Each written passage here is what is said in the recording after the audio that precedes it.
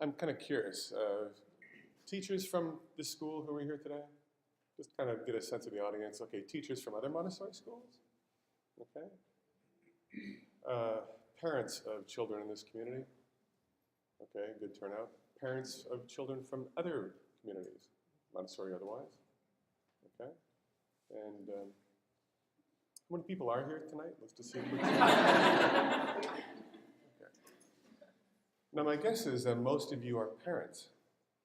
Most of you are parents of at least one child. Any grandparents? Hey, that's always, yeah, okay. Rock on for the grandparents. Yeah, okay. So we're going to talk about parenting, and we're going to talk about some things that parents do and some trends in parenting, some things that make it kind of different from how it used to be a parent in this kind of current era. I'm going to offer to you the fact that there's abundant evidence that some things have gone horribly, horribly wrong in parenting. And the likelihood is strong that some of what you're doing as a parent is guided by some rather misguided trends in parenting in the modern age. Before I do any of that, though, I'm going to say, okay, so again, the point is that there have been some terrible missteps in, I guess you could call it the culture of parenting, if you could call it that, how people parent. Now, of course, everybody loves their children. In fact, it's important to consider, even people who are like bad to their children, that comes out of a deviation in their experience of life. Even people who are bad to their children love their children too. It goes pretty deep. Love of children is built into it. It's in our nature. And so we all do these things, lovely things. We do family activities. And, this is you on a good day, right? This is you on a good day. And this is what we're gunning for. This is what we want to have. We want to have these positive experiences with our children. We want to share some of our knowledge and experience. We want to help shape them into the kind of adult who can, carry on and do well in the adult life. And there's some other things that are happening. There are some trends that are influencing how we do that. One is that families have fewer children in this day and age. I'm kind of curious, how many people have 5 children in the room? Okay, we have 1, 2 people with 5. How about 6? Okay, we have 1. 7 or more. I live in St. Paul, Minnesota, which historically is quite a Catholic area.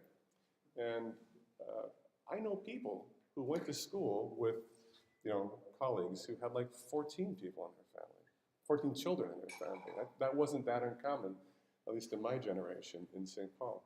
How many people have 4 children? And 3? 2 children. Pretty typical, or 1 child. So obviously the 1s and 2s win, and that is very much the nature of parenting in the modern life. You have smaller families, and how many families live away from their grandparents? You have to visit on holidays. That also is something that didn't used to be the case. So there's a kind of wisdom and knowledge from having raised potentially many children into adulthood that you don't have as ready access to as you did once. And more parents are separated or divorced in this day and age. We don't have the same kind of nuclear family that we may have had. We have blended families. More parents are now concerned about the emotional and psychological well-being of their children. And that's not all bad. But it can get a little funny. But to be concerned about the emotional and psychological well-being, it's a good thing. You could say that's a positive trend that has that. And more parents are emphasizing the development of things such as emotional intelligence. And, on the whole, that's a good thing. But that can get a little weird. And we'll talk about how getting weird about this kind of stuff can actually be kind of induce a deviation from a more optimal path in development for your children. What else? Okay, so fewer children, less experience.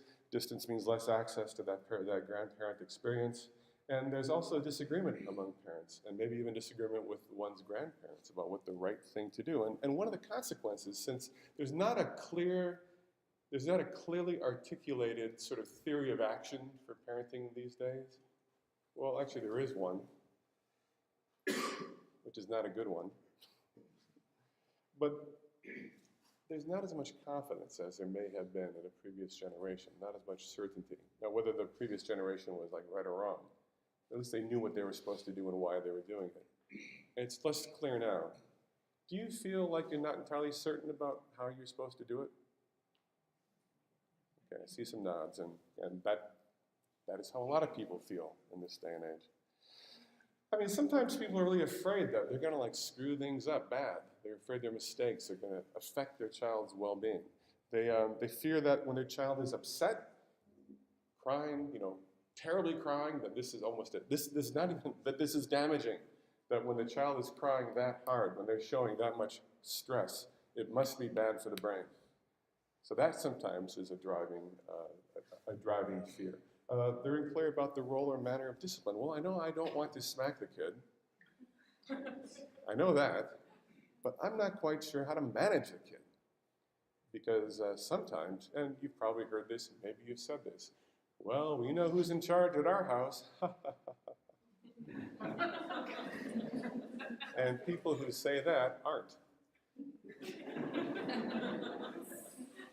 So there's a lot of nervousness and confusion about what to do and how to behave, and a lot of it kind of comes down to parents don't know what to do, but they know they don't want to say no to the child. They don't want to say no. They heard someplace that saying no wasn't sort of good. Besides, whoa, Jonathan screams when we say no to him. So since that's potentially damaging, as I understand it, we don't want to say no. We try to avoid that. I just heard Nancy talk about something a little bit earlier.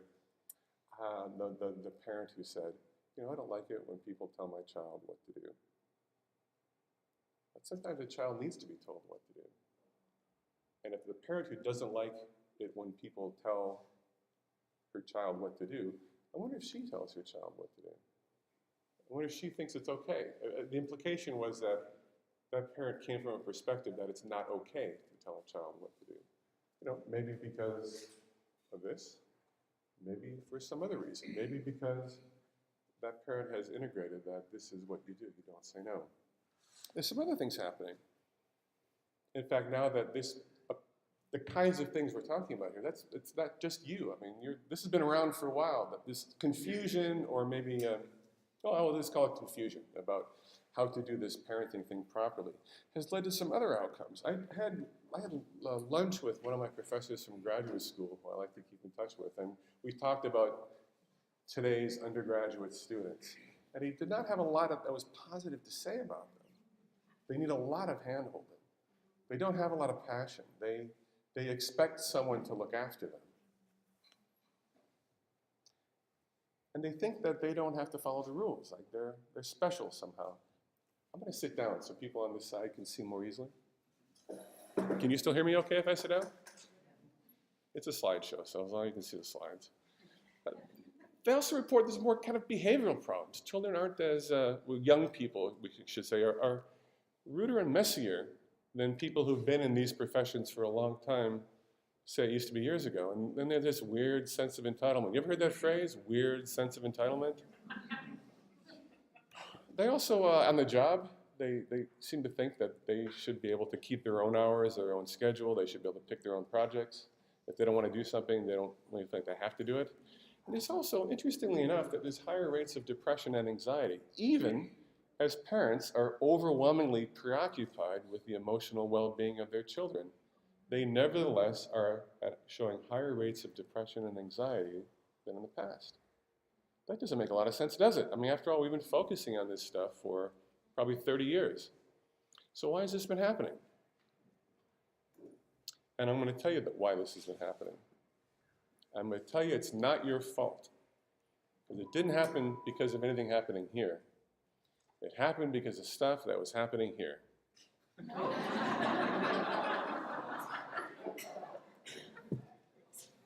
Probably as part of an outgrowth of some things that weren't so bad, that were trends in the 50s and 60s, like the human potentials movement, and some stuff that ultimately kind of warped into a little bit wackier, new agey stuff. It wasn't wacky at the very beginning when people were beginning to talk about things like self-disclosure as a way of developing intimacy.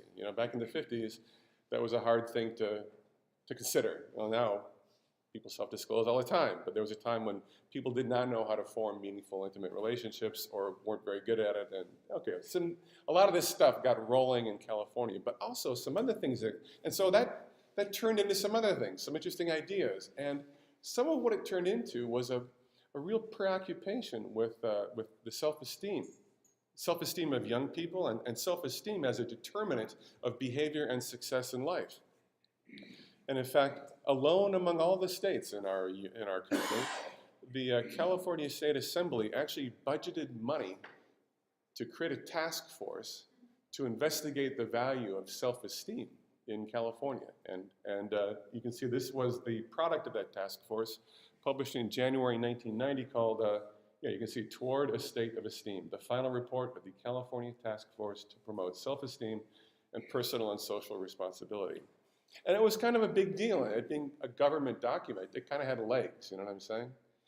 I actually bought, this is my copy that I bought on Amazon. It was in the used books, and it was like 23 cents. So, I mean, you can get this. If you want to read it, you can get this book. It's not that long. It kind of reads like a corporate report, you know, easy reading, lots of pictures, not that thick. Well, this was the conclusion. This is directly from the task force. Lack of self-esteem is central to most personal and social ills plaguing our state and nation. Yeah, that was the conclusion. The problem is, people don't have enough self-esteem. In fact, they wrote conclusions like self-esteem would lead to, it's one of the determinants of teen pregnancy, of bullying behavior at school, of academic failure, even of drug and alcohol abuse. And pretty much the way it was pitched is, you know, fill in any other bad thing here. That people would be great if they valued themselves, if they had enough self-esteem. And so consequently, you know, this is how things go, right? You have this like government statement about what we need to do, and it's always expressed fairly simply. We need to improve self-esteem. That's the mandate. Well, okay, how are we going to do that? And the execution of these mandates is often a little simplistic. And this is what we got. We got like 101 ways to praise a child. And it wasn't long ago, and maybe there still is evidence of this around, when you would walk into essentially any like early childhood center, daycare, school, you'd find posters like this. There it is, 101 ways to praise a child. And can you read some of those? You're a winner, remarkable job, beautiful work, spectacular, you're spectacular. Praise, praise, praise, praise, praise. Good job, super great job. And, you know, the theory of action, right? The theory of action driving this was, let's see, well, if we praise children enough, they'll feel confidence, and the confidence will help support their self-esteem, and then they'll do good things. There'll be good outcomes for the children because they have high self-esteem and confidence, and we, as all the parents in our community, or all the adults in our community, are going to generate this by the way that kind of makes the most sense from a superficial logic sort of way. We'll tell them they're great so they will feel good. You all are familiar with this. This is the model. This has been the underlying theory of action in parenting and adult interactions with children. And so, okay, well, we got to boost them up, right? So, okay, here's a little just for me, just for me. Just for me, my really cool scrapbook. That's what that is. Just for me, my really cool, but no, just for me. Okay, there's a lot of stuff like that. How about I'm happy just the way I am? Yeah, it's a children's book. And, you know, to be fair, if you had a disability, it would, or if you, well, a lot of people kind of wonder if they're okay. Maybe this is nice, right? Maybe this is nice. I'm okay just the way I am. Nice, you know, diverse community of children who are all okay just the way they are. I can do anything. Well, you know, that's a nice sentiment. And here's the description at Amazon. We all want happy and positive kids, right? Right? Yes, we do. Yes, there's nothing wrong with that. Meet the neighborhood of can-do kids, all ages, colors, and sizes. Do you remember a time in your life when you looked at a challenge and said, I can do this? Bet you did it. If 80% of all achievement is attitude, then two of the most confident and happy words to pass on to our children are, I can. This 32-page beautiful picture book for young children reminds kids that they can do anything. Well, let's just kind of repeat something here. No, I mean, and here's more. This book sends the message that if we believe in ourselves, we can do anything. It's a message which, if we hear it early enough and often enough, can make all the difference. This was the theory of action. This is the theory of action to promote the growth and well-being and fundamentally the self-esteem of young children. And as I said, if 80% of all achievement is attitude, then two of the most confident and happy words to pass on to our children are I can. Let's parse that for a moment. This certainly was the theory of action, and it still is, substantially. So let's parse that. If 80% of all achievement is attitude. Okay, so, yeah, if only it were so. This is actually not correct. 80% achievement is not attitude. To be clear, yes, it's nice to have a positive attitude and a positive approach bias to difficult tasks. Yeah, it is. But 80% of achievement is not attitude. Even if we tell them it is, it still isn't. And this model, this theory of action for how to raise children and how to be with young children, friends, it's wrong. It's actually wrong. You might say, well, isn't praise important? No, it's not. Research is abundantly clear. Praise is not important. Praise has negative effects. Well, isn't self-esteem the key to it? No, it's not. It's actually a bad move to have the promotion of self-esteem be the underlying theory of action for parenting and for dealing with young children. I mean, look, it's a fair question. Is self-esteem the key to everything? Sounds like something that could be investigated in scientific research, and it has been. In fact, it has been thoroughly investigated. In fact, it's been thoroughly investigated, and the jury is in, and it's been in for a long time. Here, for example, we have a review article called Does High Self-Esteem Cause Better Performance, Interpersonal Success, Happiness, or Healthier Lifestyles? Well, I think that about covers it, right? It's 43 pages long. It's 6 pages of references, looked at everything, and the answer is not much. Okay, there are some marginal positives. High self-esteem does appear to at least somewhat, but not completely reduce the risk of, in one study, for example, bulimia. Okay, well, I think we can all agree less bulimia is better. And you know what? A self-appraisal of self-esteem that is higher, yeah, there's a slight, there's the problem. See, a slight negative correlation with bulimia. Okay, high self-esteem does facilitate a kind of persistence, right? Like sticking to it after failure in a laboratory context in one study. Not a major relationship, but it met statistical significance. It doesn't mean that it was the sole determinant. And high self-esteem makes people more willing to speak up in groups, to assert their own point of view and, to criticize the group's approach. Well, that's not all bad. An independent voice, right? Okay, so yeah, promotes. Doesn't completely cause that, but there's a positive relationship. What else? While leadership does not appear to stem directly from self-esteem, there certainly is some evidence that it may have an indirect effect. I mean, if you feel confident enough that you think you should be the leader, for example, that might be a determinant of making a bid for leadership within a group. That makes sense, right? Good leadership doesn't necessarily mean that the person has, good self-esteem does not necessarily mean that they will be a good leader, but it means they might be interested in being the leader. But there's some other things that go along with group stuff. Like it turns out that relative to people with lower self-esteem, those with higher self-esteem show a tendency to show stronger in-group favoritism, which may increase prejudice and discrimination. And I want you now to think about the movie Mean Girls. Because Mean Girls, this is the problem. Bullies, they often don't mind being dominant. Bullies often like to be dominant. And sometimes bullies are compensating for something, but it isn't necessarily low self-esteem. Okay, there's some modest correlations between self-esteem and school performance. Modest correlations, which might make you think, well then self-esteem should produce good school performance if there's a modest correlation. But here's the problem. It appears that the self-esteem outcome is a consequence of good school performance. There's a relationship, but in a way that seems very illogical. If you're good at school, you tend to have a more positive self-appraisal. My guess is that when you're doing good at work and the boss says, I just want to tell you, you're really doing great work. My guess is you're going to say, got it going on. There's going to be a self-esteem thing as a consequence of knowing you're doing well at work. Occupational success boosts self-esteem. But this is the model. I mean, this is the direction. Good works, doing well at school, doing well on the job, that is the creator of self-esteem. They looked at things like boosting self-esteem, like by doing a self-esteem developing program at school. That doesn't do it. And it can even have negative effects. I feel so great. I don't think I need to get better at school. What was that phrase? I'm fine just the way I am. And self-esteem doesn't seem to make a difference in like more tightly controlled laboratory task kind of conditions.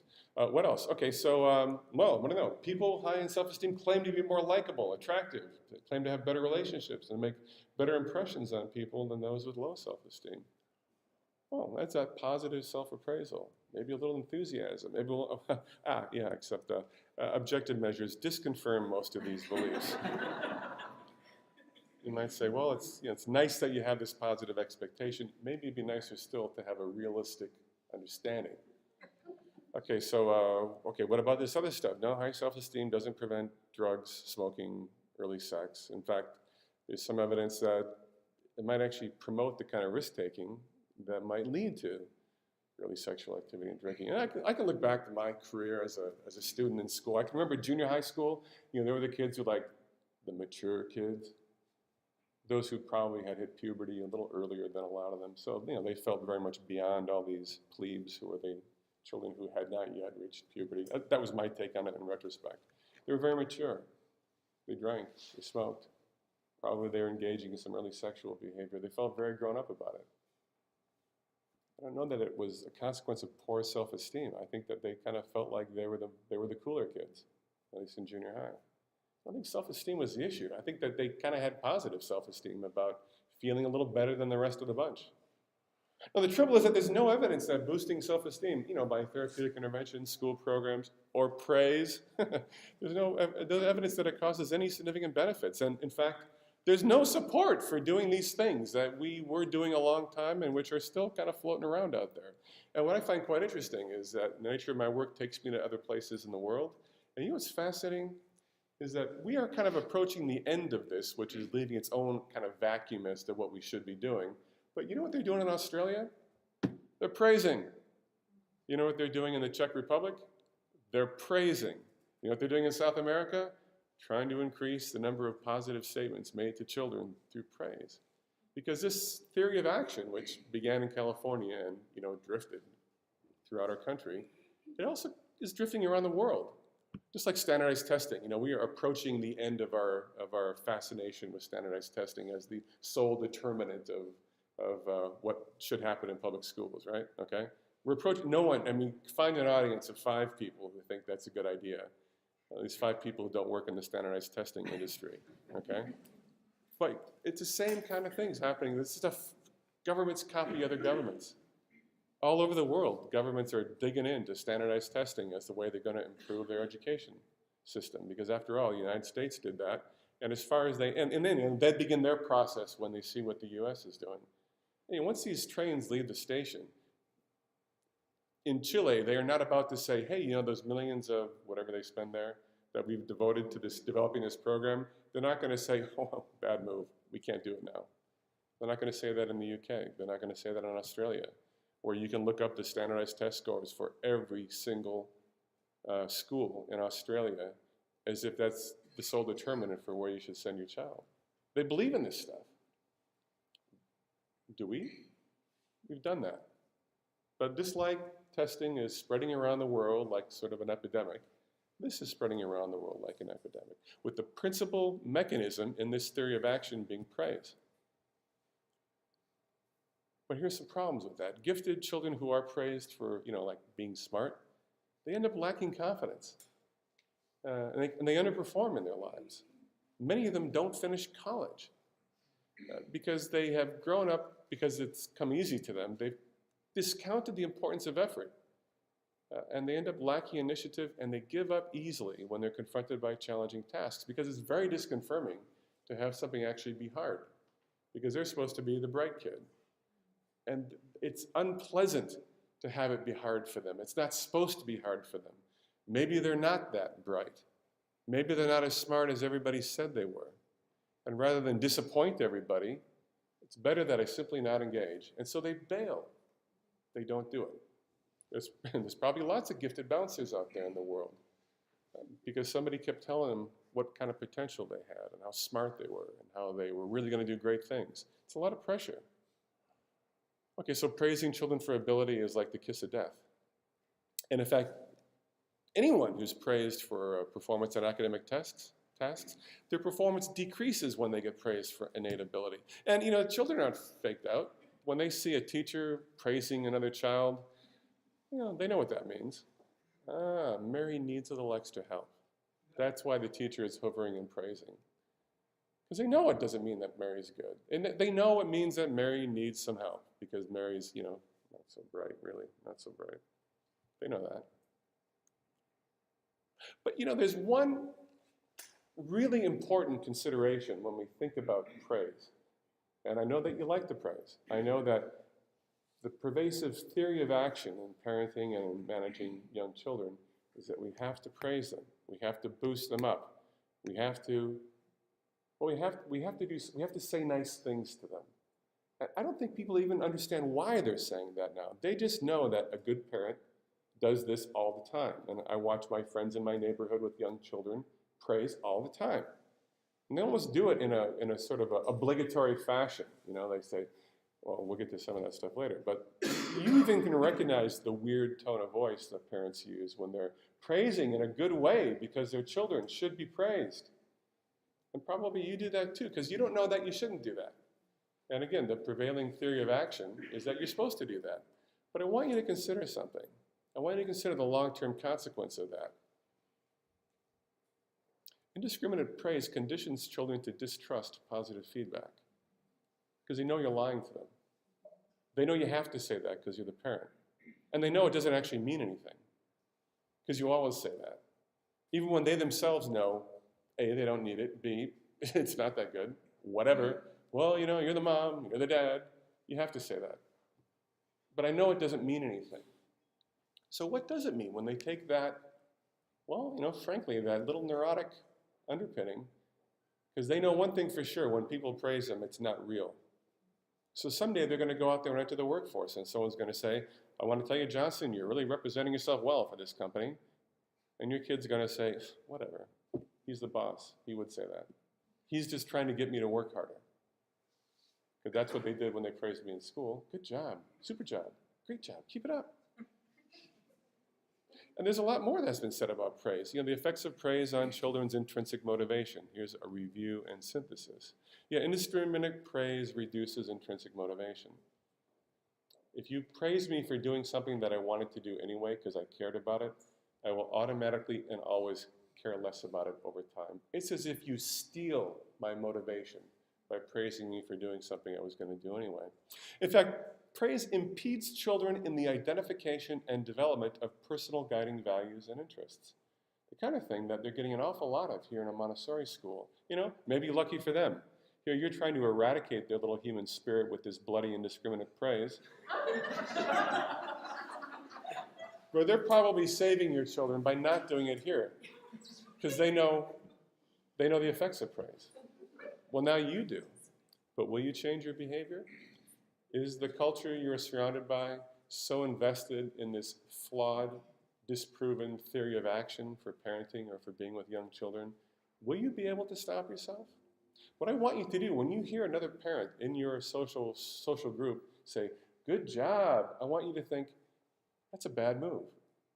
Yeah, listen to the tone. Good job. It's obligatory. It's crap. It's dishonest. And even the way that they say it is dishonest. Even the way you say it. Good job, John. I like the way you're doing that. And you say it with this pandering quality. You know you're lying. Oh, no, you know you're saying it because you feel you need to. And as a consequence of that, you're stealing the spirit out of your child by doing that. But you do it with a self-perception of virtue because the prevailing theory of action is that you're supposed to do that. But it's wrong. It's destructive. Will you keep doing it? You probably will. Because you don't know what else to do.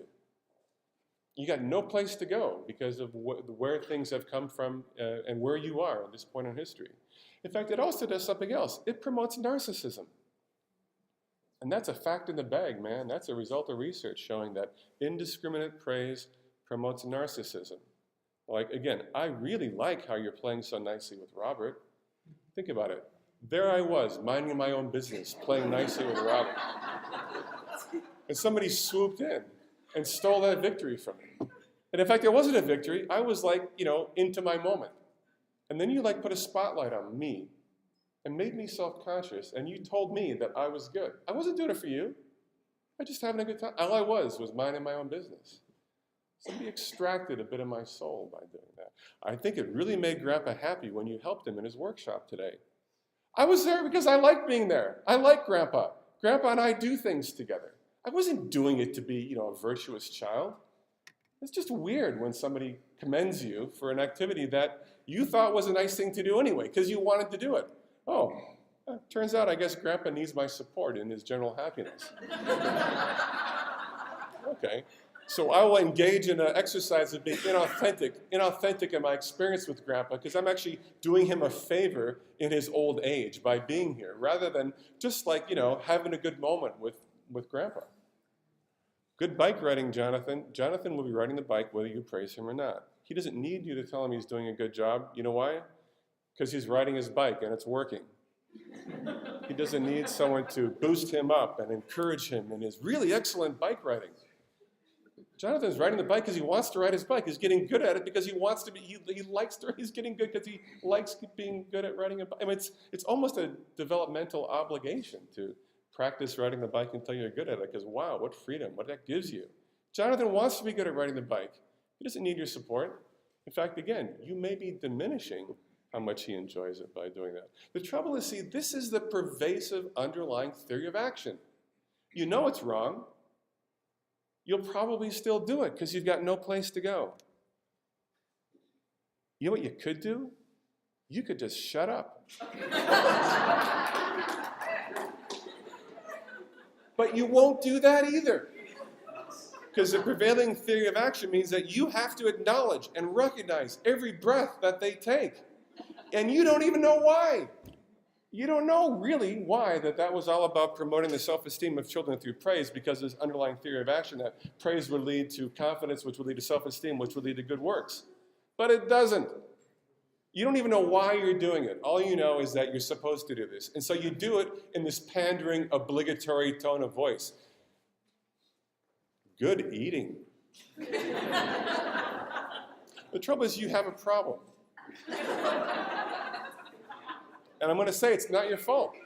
It's not your fault, but it is your responsibility to solve this problem, because I know that you care about the outcome of those children. The trouble is that praise is not an effective tool to manage children or to promote their growth and development. But it's the only tool you've got. And if it is the only tool you've got, you're going to be in the domain of frustrated, powerless, can't say no parents, because you don't want to upset them. You want to praise them. You want to praise them into doing what you want them to do. You know you can't say no, or at least you shouldn't. So there's an outcome here. When parents are stuck in this spot, they will fail to stop behavioral problems before they start. They will ignore bad behavior until the parent themselves has a tantrum because they've finally had enough and they become all worked up and agitated. Then they will feel guilty and ashamed about having screamed at their kid because they finally had enough to hear, because they were trying hard not to ignore the bad behavior while the bad behavior was going on. And some theory that if I just ignore this, it'll stop, right? I won't give it, you know what? It doesn't work that way. When Jonathan is pushing the limits and pushing the limits and pushing the limits and won't stop and won't stop and stop, or won't stop, and you don't do anything about that, there's a predictable outcome. One, Jonathan will end up being a jerk in his life. And two, you will throw tantrums when he finally goes too far. And you decide maybe you do have to do something. But what you do will not be a good move. It's going to be driven by your fury and your frustration and this feeling like, oh, for God's sake, will you just stop? And then like demon dad emerges, right? And then maybe you grab them aggressively. I didn't spank, but you know what? He's probably got marks on his arms. Maybe not black and blue marks, but the point is you grabbed him and you stopped yourself from giving too big a shake, but you kind of shook him. Or you know what? You shook him up. Because in the end, even though you will not take measures to stop a behavioral problem before it emerges, you are still bigger than he is. And when you are cranked up and upset and furious with this child, you will do something you feel bad about. Now, you probably are not going to abuse the child, but you know what you'll do. You'll go too far. And then you know what will happen? Then you'll overcompensate when you're trying to make up for it. So Jonathan has this whoosh, and then whoosh. Gee, we got ice cream. Why? I guess Dad feels bad. Why? Because he got upset with me. And it's my fault, I suppose. Nobody feels good. Day's wrecked. Dad feels like a dope. Jonathan feels bad. Okay, so let's have ice cream. We'll make up for it. Okay, well, that's a good, consistent message. That's clean, isn't it, right? Okay, so you modern parents, you're frustrated, you feel impotent, kind of a little passive-aggressive, you feel resentful, and there's a culture that evolves out of that, which I think is kind of interesting. And it begins to sort of infiltrate the way that we regard our children and the things that we do as parents. And I'll share one example of that with you right now. Here's a little story time. Hello. The story today is about a little baby who doesn't want to go to sleep. And the baby is making Mummy and Daddy very tired. Do you know a baby like that? Here's the story. The cats nestle close to their kittens. The lambs have lain down with the sheep. You're cosy and warm in your bed, my dear. Please go to... Okay, you get the idea. Okay, so this is written by the American author Adam Mansbach, illustrated by Richard Cortez, described as a children's book for adults, and it reached #1 on Amazon.com's bestseller list a month before it was released.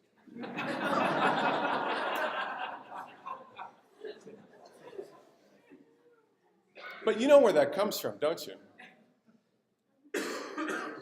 And it feels naughty, because it's fun to be naughty. But it's interesting in the way it's naughty. Like, oh, I wish I had the guts to say that.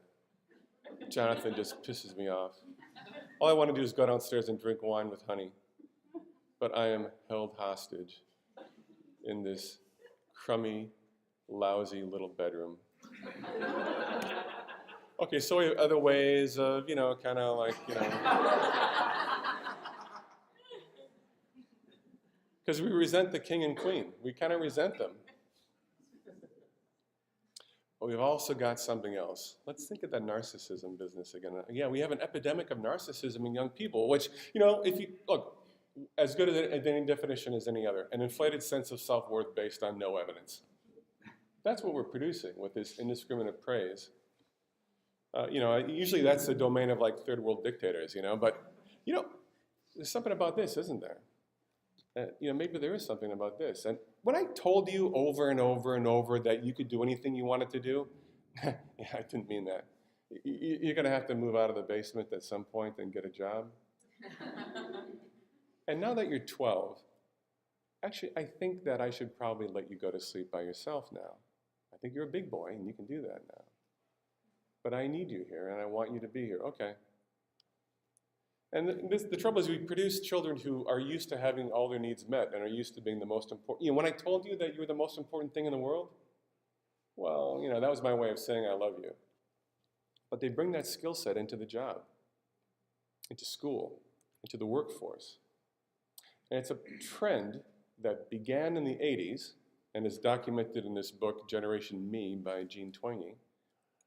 It began in the 80s and it kept going up over time. So Twenge did this research, and between 1982 and 2006, over 16,000 college students, she had them at her university take a narcissism self-report inventory. What in the world is on a narcissism self-report inventory? What kind of items are on a narcissism self-report? Well, here's a sample. If I ruled the world, it would be a better place. Okay, Jonathan, I understand you answered true to this question. And when I said that you were the smartest child in the world, and you were the most important person in the world, and you were the center of, well, okay, before my universe, but maybe I said the universe. I didn't mean that. And it kind of creeps me out that you think if you ruled the world, it would be a better place. I think I'm a special person. Well, I think you're a special person. And when I told you you were a special person, it was my understanding that you would understand that that was part of my expression of love and affection for you, because I wanted you to have good self-esteem, so you do good things in the world, and all that. When you said true to, I can live my life any way I want to, okay, herein lies the problem. Because you actually cannot live your life any way you want to. For example, see the aforementioned example of moving out of the basement now that you're 30, you know what I mean? Okay, this is the problem. This is the problem. These are the things that we've implied, and all they did was believe it. Or maybe all they did was get conditioned to believe it. Or maybe what happened is there was that weird kind of, the I can, right? The more often they hear it and the more they hear it, the better they're. No, wait, but the thing is, we laid this on pretty thick. Maybe we even brainwashed them. So the scores on this self-esteem, or this narcissism self-report kind of went up and up. They went up and up between the years of 1982 to 2006, and then she wrote that book, Generation Me, where she documents all the outcomes of this. Narcissism is not a good thing. And what's wrong with it? Well, let's look at some of the things that narcissists have or do. They lack empathy. They react aggressively to criticism, or you might say to accurate feedback. Okay. They favor self-promotion over actually doing beneficial things. They have short-term romantic relationships. Well, at first I thought I dug her, but, I guess I'm not really that into her. She'll be okay raising that child on her own. Greater risk for infidelity. They lack emotional warmth, and they show more game playing, dishonesty, and over-controlling and violent behaviors. So, okay, is this what you want? Who's going to look after you when you're old? Keep up the praise. It's just going to increase the probability of this, I think you'll agree, rather unpleasant outcome. The problem is that you're good people. You love your children, but you have no clear underlying theory of action because the only one you've got is wrong. It's not just wrong, it's dangerous. It produces the exact opposite of the kind of outcomes that you want. Would you like a theory of action that is one that's been demonstrated in research over decades to be the right one? Would you like to hear about it? Well, I'll probably get to it here. Let me start where Or maybe there's another problem, actually, because even, you may have a theory of action, which is kind of like, God, whatever you do, don't piss off the kid. You might have that as a theory of action. Well, we know who's in charge at our house. Yeah, who's in charge at your house? So your underlying theory of action then is don't piss off the kid. There is a more adequate theory of action than that one. And we'll get to that in a little while. And these distortions in what the underlying theory of action should be produce a number of bad habits in modern parents. We're trying, look, you're good people. You want to do the right thing. All you have is information that you have and kind of the cultural zeitgeist for how to do it. But these distortions, these incorrect underlying theories of action lead to some pretty common problems that those people who are charged with either A, looking after your children or someday doing evaluations of your children can readily recognize. One would be a proneness to developmental correctness, where you use that special child voice because you're so sensitive. You may not do that, but you may be very big on emotional labeling, and maybe you overdo it. And maybe an emotional upset is something that is a problem that we need to solve right now by using your feeling words. Some fine, but every emotional upset is actually probably not a problem to be solved. Sometimes it's just a tantrum, and we got to get clear and go home. We don't have to solve every problem. And a person who is steeped in developmental correctness explains a lot. They explain everything that's going on. They can potentially over-explain. And their children can lead them around by the nose by asking question after question after question. This is 5-year-old behavior, but at some point, the child is actually noticing they can make their adult dance on the tip of a knife by just drilling the question and drilling the question and drilling the question. And the adult starts sort of losing their equilibrium. You ever had that experience? Where you felt a little blown back and you feel like the right thing to do is to answer every question? You might become a little bit agitated and the kid is going in for the kill. Have you had that experience? Maybe you haven't. I don't know. Okay, let's press on. But there's praise here. There's a lot of praise. And there's praise with that self-perception of virtue. I am doing the right thing. And the more of this that I do, the better for my child. I'm a virtuous parent. I'm a good parent because I praise, I encourage the use of feeling words, and we co-sleep. That's what virtuous parents do, those who are steeped in developmental correctness. And it goes without saying that this sort of parent is probably setting very poor limits. Now, they won't say, well, we know who's in charge at our house. They probably won't say that, but they say, well, we're very child-centered focus in our family, and we're doing attachment parenting, and we're trying to maintain a strong bond with our child. But they're also not saying no. They're not setting limits, because in the mix here is this understanding this underlying theory of action that in addition to needing to praise, that saying no is somehow bad for their self-esteem. It may even be bad for their brain. Isn't stress bad for the brain? Holy smokes, man, Jonathan really cuts loose when he hears no. That can't be good for his brain. So we've got to not say no to him. And there's a kind of a hovering, cloying, anxious, and disempowering quality to the parent who's heavily steeped in their perception of developmental correctness. I mean, sometimes it's kind of driven by the anxious parent who's concerned about the potential negative outcome from not doing this. And so one of the consequences is by holding the child as frail and easily damaged and then communicating this to the child through their behavior, it's not so good for the child. They can internalize that. And they actually are more capable, but if you don't really have the confidence that they can figure things out on their own, that they need your help, that they need you to intervene, that they need you to be there for them, they won't develop that independence and capability. So that's one of the examples that one often sees out there. It's driven by either the incorrect underlying theory of action or kind of a confusion about what the underlying theory of action for parenting is. There's also compensatory parenting. And you might notice this with your partner if you have some disagreement on the underlying theory of action.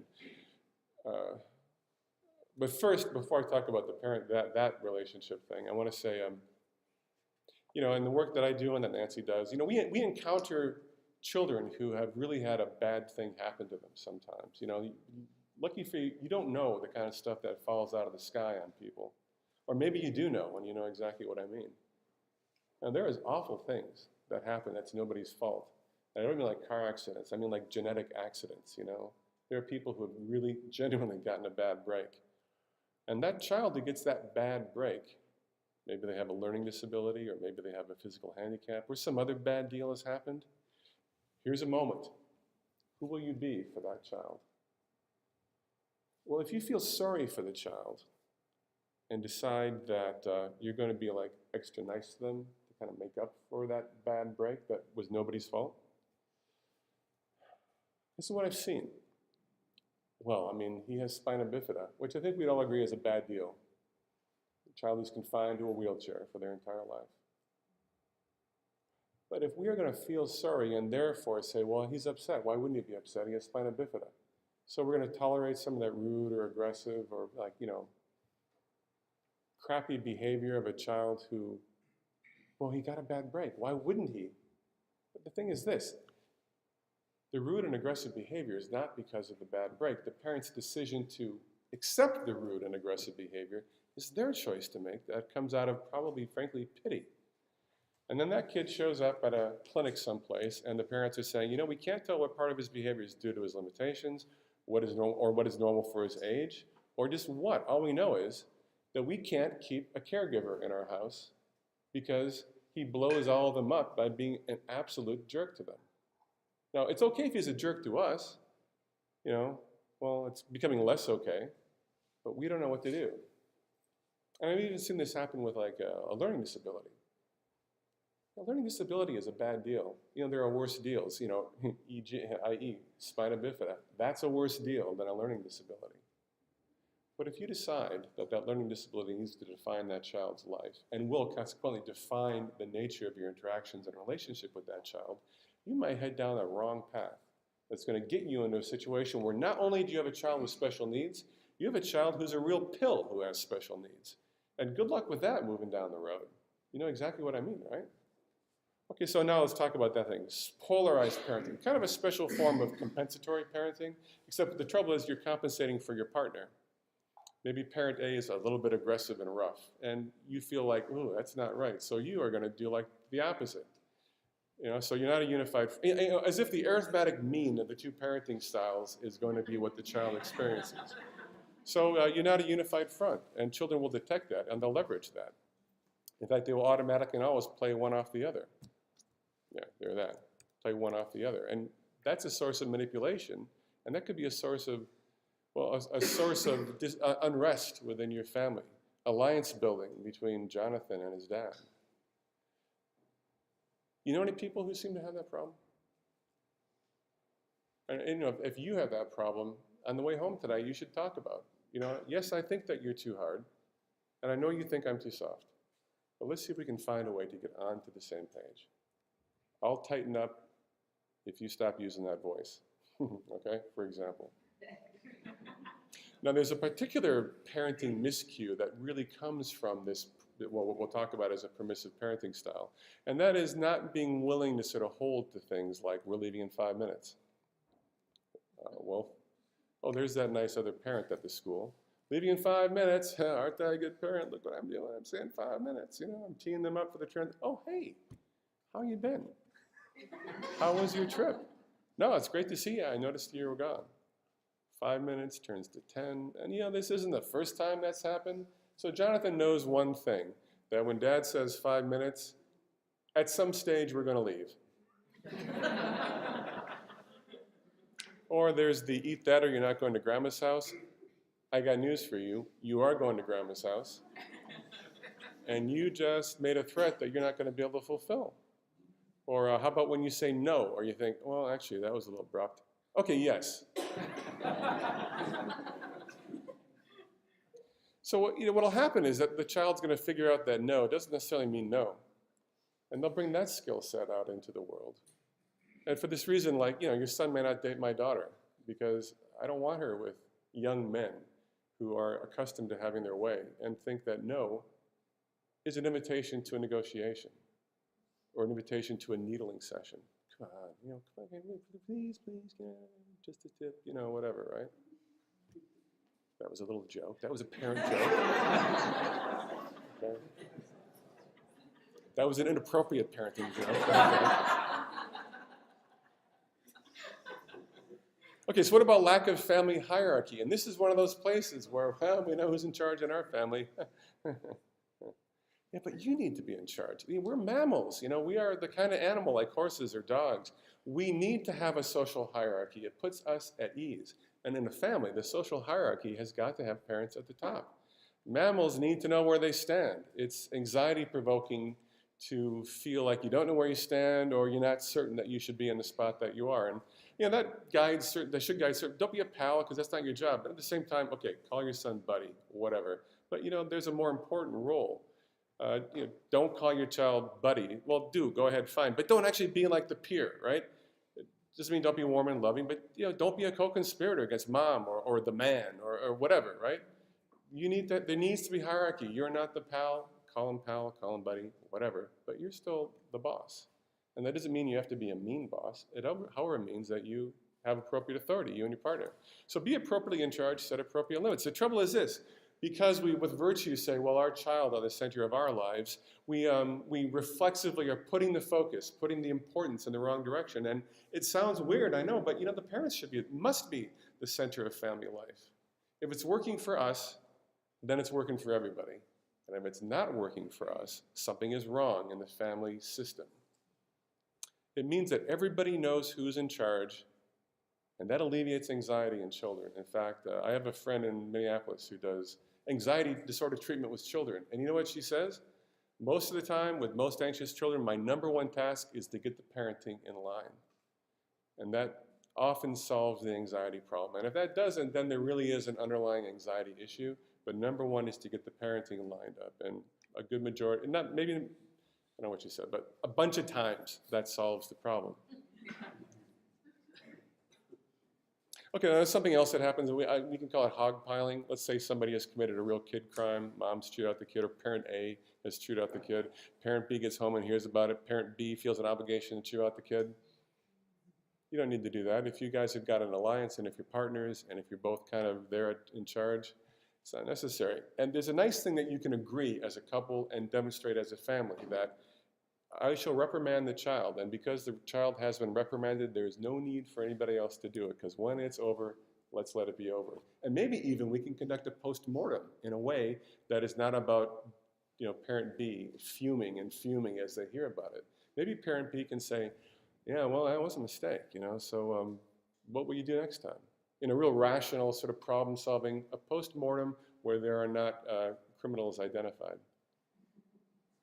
Now, that kind of afraid to say no, inconsistent, hard to set limits, that's a problem too. And in its most aggressive form, it produces really bad outcomes. But let's think about this. If sometimes I say no, and sometimes my child can kind of push me into saying yes, I've created a condition where if the child leans a little harder, and particularly when they become an adolescent, and what form does leaning a little harder take in adolescence? It's not begging. At some point, if begging has worked and pushing has worked in some other way, at some point in adolescence, it's not begging, it becomes threatening. And if threatening works, sometimes, we don't know when, often enough, what we're doing is we're conditioning the child that when they hear no, they kind of up the ante, up the emotional load, agitate the parent a little bit more. And if that works sometimes, we're creating what was called a variable interval reinforcement schedule. I don't know when it's going to work, but it works often enough that all I know is that I just keep pushing when I hear the wrong answer. Are you with me on this? So the child learns to escalate emotional behavior. Push buttons until either the parent means it or the parent gives in. Now, and all I have to say, I have to use gender language. This is most prevalent in single mom parenting of an adolescent boy who is now bigger than she is. Okay? And this is the boy's theory of action. No doesn't mean no if I can push mom around until she crumbles. You understand what I mean? And sorry about being gendered about this, but there is evidence that this is more gendery when it's an adolescent boy who's now towering over mom. Okay, so no becomes an invitation to a negotiation session or to escalating aggression. And if this is happening in your household, this is another reason why your son may not date my daughter. Because he will take that skill set into the world. And I want to show you one possible outcome of this kind of, I hate to say no, inconsistent, weak, ineffectual, limit-setting parent that promotes that kind of aggressive behavior. Let's just take a trip into the squad car and let's look at a traffic stop. Here's a traffic stop. Oh, shoot. You know what? Maybe you're not going to see the traffic stop. No, you're not. Let me tell you what happens in this traffic stop. I got a bad video. I can't do anything about it. The video went wrong. It was having trouble earlier, now it's died. What we see here is we see a cop pull over a car. And this adolescent boy gets out of the car. He looks a little rough, okay?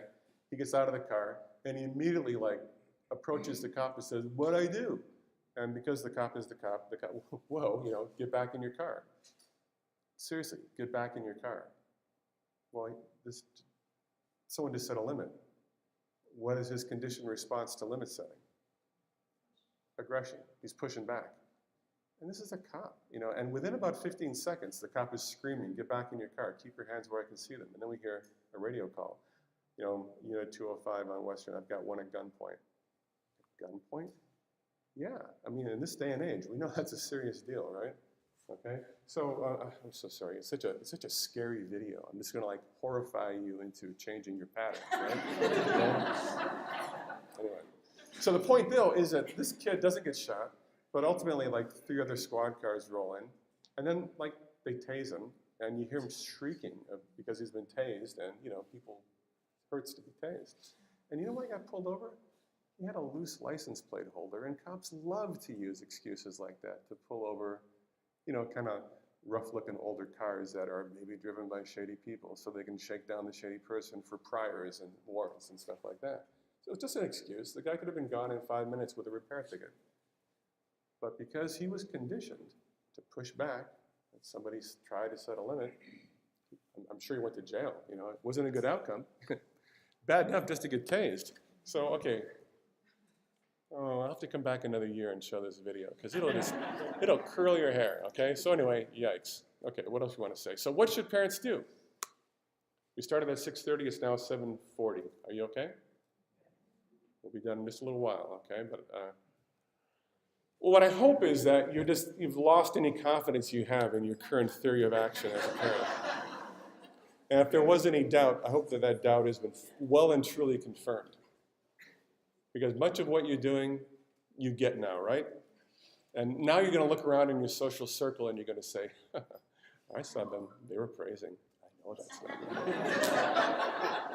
And then you say, oh, good, Jonathan, good playing with Stephanie, very nice, good for you. You'll because it's reflexive, right? But you're going to start catching yourself and saying, interesting, that sort of cloying kind of virtuous tone of voice. I heard it in me, I heard it in John, I heard it in Jenny. Oh my God, she's praising. Oh, I'm getting a handle on this. Okay, so how should parents behave? There is an answer. There is a theory of action for parenting that automatically and always works vastly better than this one that we've been talking about. In fact, it's been around for a long time. Thinking has changed in recent years, as we've been discussing, but it turns out there's a lot that's known about what works. And crazy, it's been known for a long time. If only the California Task Force had studied the literature. But they didn't, okay? Okay, here's all you need to know. 2 factors predict an enormous amount of outcome. 2 factors. Write them down. Warmth and affection, and control and direction. Thanks, that's all I got tonight, and I appreciate y'all showing up. Well, because we have 2 dimensions, and we obviously have a low and a high end on these dimensions, we can do something kind of clever with that. We can create a table where we have high, low, and high, low. So for example, we have high control and high warmth. That's one box. We have high control and low warmth. That's another box. Low control and high warmth. There's a box. And low control and low warmth. One of these is what you want. And one of these is what you've been doing. Well, okay, let's talk a bit about what these various styles look like. Did you experience this growing up? Did you? That looks pretty aggressive, doesn't it? You need to learn to obey. You better, I'm just going to translate it. You better get good grades or else. Just do as you're expected. Shut up and do what I tell you to do. Shake it off, big boys don't cry. I'm the boss. What I say goes. Now you're going to learn your lesson. Did that happen? You know, I'm guessing it probably didn't happen to that many people in this room. And you know, this is part of what you might call old style parenting, right? And maybe part of what has driven the current trends in parenting is that I think right thinking people all know that this isn't what we want to do.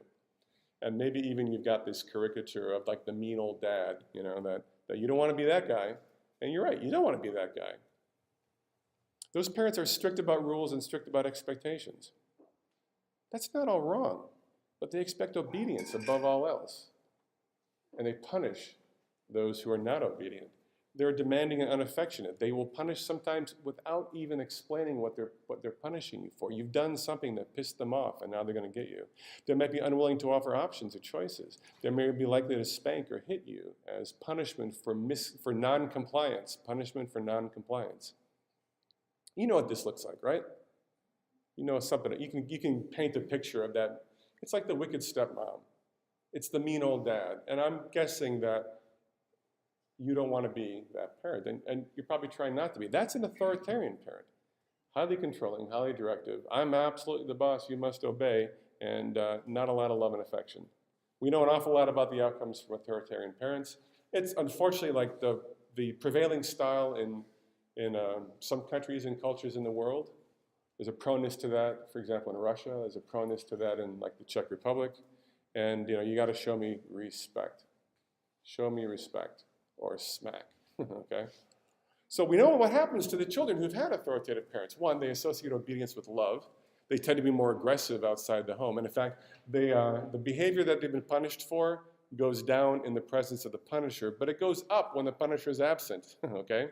So you can actually promote petty thievery and criminal behavior in your children if you totally overpunish them for that, you know, that one child act of taking the candy bar from the store or something like that. Not acceptable, but maybe not like room for the total smackdown.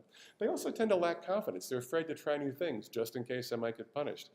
It will not surprise you to hear that they have lower self-esteem for what that's worth, and they're also less happy. They have difficulty in social situations. They tend to be sneaky and secretive, and they lie to stay out of trouble because the consequence of getting into trouble is so great, they'll do anything to avoid it, including compulsive lying and evasion.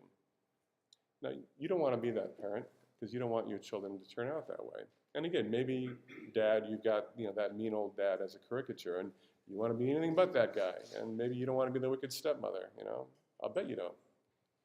So, okay, so maybe you're parenting in a reaction to having had that experience. That can happen. Or maybe your partner is a little too authoritarian for your blood, so you're trying to compensate for them. by being the opposite of that, and as if the arithmetic mean of two parenting styles is what they're going to experience. Maybe you find this element in your own behavior. Well, we don't want to be that person, and I think you know it, and I think you know why. But okay, so are you nurturing and loving? This sounds a little nicer, doesn't it? Maybe we're on the right direction. Maybe we're heading in the right direction here. Totally nurturing and loving. Oh my God, I love my kids so much, and I always show it to them, and I always tell them, and I always act. Yeah, of course you do, because you love your children. Good for you. You're nice people. Okay. And I hate to impose rules, and they're just children, so I can't really expect too much from them. They don't need to hear, they don't need all that stuff yet. Are you kind of loose about the rules that are there? Well, we stayed up late because we were watching Lion King, and we really loved it. And, it's kind of fun to stay up late, whatever. Well, okay, you still had to get up at the same time, and you had to go to school, and somebody here suffered for that. Are you more like a friend than a parent? Maybe a co-conspirator? Or do you find yourself having to use bribes to get your child to behave? Because that seems to be the only thing that works, using bribes to get your child to behave. Okay.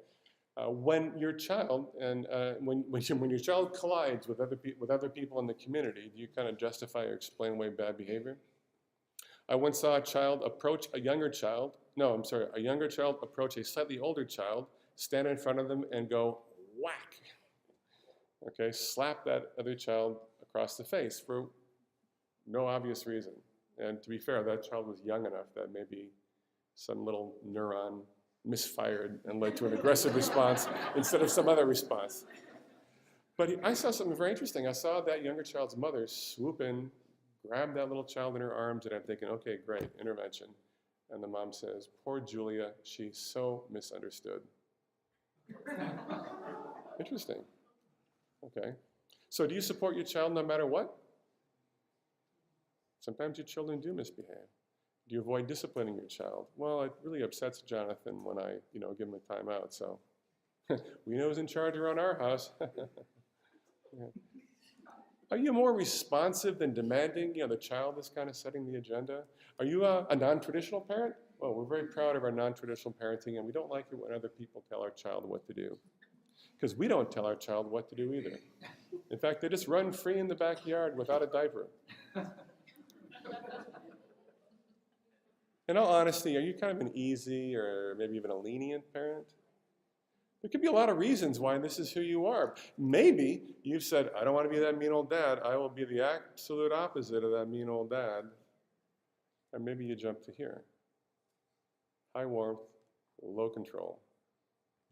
Well, turns out that's kind of like the modal, that's the current typical pattern of behavior in our culture. That's the don't like to say no. Feel bad when Jonathan cries, so I do everything in my power to make sure that he doesn't.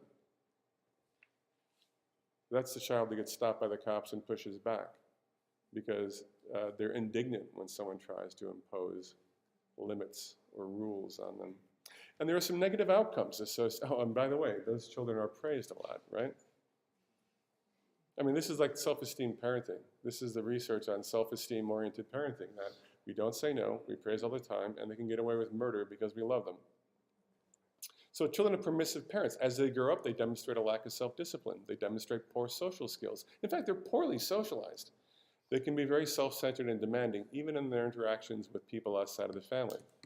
They may have problems with proper authority. And the thing is, look, okay, fine, don't socialize your child. As it happens, there's a whole secondary system in our society called law enforcement, which will attempt to socialize your child. They're also lower in happiness and in just general self-control, and they perform more poorly in school. These are the outcomes of this noodly, weak, permissive parenting, where I'm sorry, friends, but you are perilously close to that. I want to say that you at least have a kneecap in that territory, and probably, frankly, to be honest, more than that. Because your theory of action in parenting was to say praise and to, avoid intervening, avoid setting limits, avoid saying no to the child. After all, isn't saying no to the child bad for their, what's that term again? Self-esteem? Yeah, right? Isn't saying no? I mean, I remember once I was driving down the road, it was about 1995 in Minnesota near my house, and I heard the parenting expert on public radio saying, if a child hears one no, they must hear 5 compensatory yeses to undo the harm. People were saying that stuff. Okay, so what else? Oh, are children of permissive parents? Hey man, higher risk for early sexual behavior. higher risk for use of drugs and alcohol. They feel insecure. They have a lack of boundaries. They have no guidance in their life. They're out of control. And for that reason, they tend to be more anxious and more insecure than other children. Now, okay, maybe it's a logical move as a society or as an individual to recoil from what authoritarian parenting looks like. But the opposite of bad is almost never good. You know, the direct opposite of something bad is almost never good. And you know where you want it to go? I mean, come on, you can figure it out. Where do you want to be? Well, obviously low warmth and low control. No, you know what, that's not. That's neglectful parenting, and we're not going to talk about that. No, you want to be there. And you know what that's called? That is called authoritative parenting. That's parents coming from a position of expertise. That's parents coming from a position of love and affection and also intelligence, that the child needs someone to be in charge of them. That the child needs someone who is like, you know, with hierarchy in the family, parents are in control. Yeah, I know you don't like it, but you know what? I'm the dad, and I know that it is best for you that we go to bed at the usual time every day. So you'll have enough sleep, so you can have a good day tomorrow at school. Consequently, we're going to bed. We're going to stop playing the Lion King. It'll be here tomorrow. I'm sorry you're upset, but you know what? Doesn't make a difference. Yeah, I'm the mean old dad tonight. Deal with it. Bad break for you, but we're going to bed. Yeah, that's it. That's what's going to happen. And you know, if I have to carry you, I will carry you up to bed, and I will force you to go to bed because you have to go to bed. I know it's good for you. Of course I know it's good for you. I'm the dad. I have a certain level of expertise, you know, in this domain of being a human being. I've been around here longer, and so far I've survived. Consequently, I have developed some expertise. And so, you know, you begin this early enough, and you don't have to duke it out about going to bed at age 7. Because this is what we do. Have we ever not? Actually, no, we've never not. It doesn't occur to them to push back because, well, maybe I did once, you know, didn't work then. So there's no counter conditioning. We're not letting them get away with the occasional act of murder because we feel like, you know, tonight I feel a little looser. No, because my most important job is to like be in charge of this developing organism that has no idea what it's doing. Well, that's okay. I will make sure that the right things happen. I shall be in control of this developing organism. I will be in charge of this child to make sure that they know what to do in this world. So authoritative parents, they're in charge. Hey, look, guys, it doesn't mean you have to be mean. I am warm, I'm nurturing, and I'm in charge. And the child knows that and can trust me. Yeah, okay, look, you know, this is not a dictatorship. We listen, we can encourage.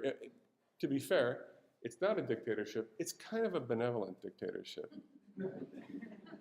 We, the parents, are in charge of you, the children, for your well-being.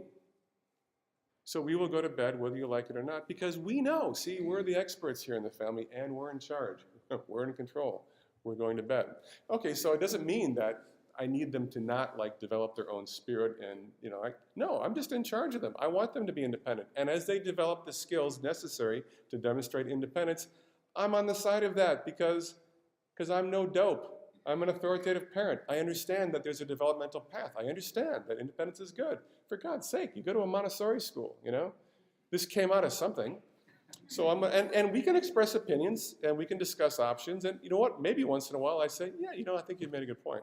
Okay, so let's say beginning tomorrow, we'll do it differently. Or I might say, well, I think you made a good point, but you know what? Your sister's 2 years older than you are. And when you're her age, you'll be able to do these things too. I understand that you want to, but I think you should just be a little bit older.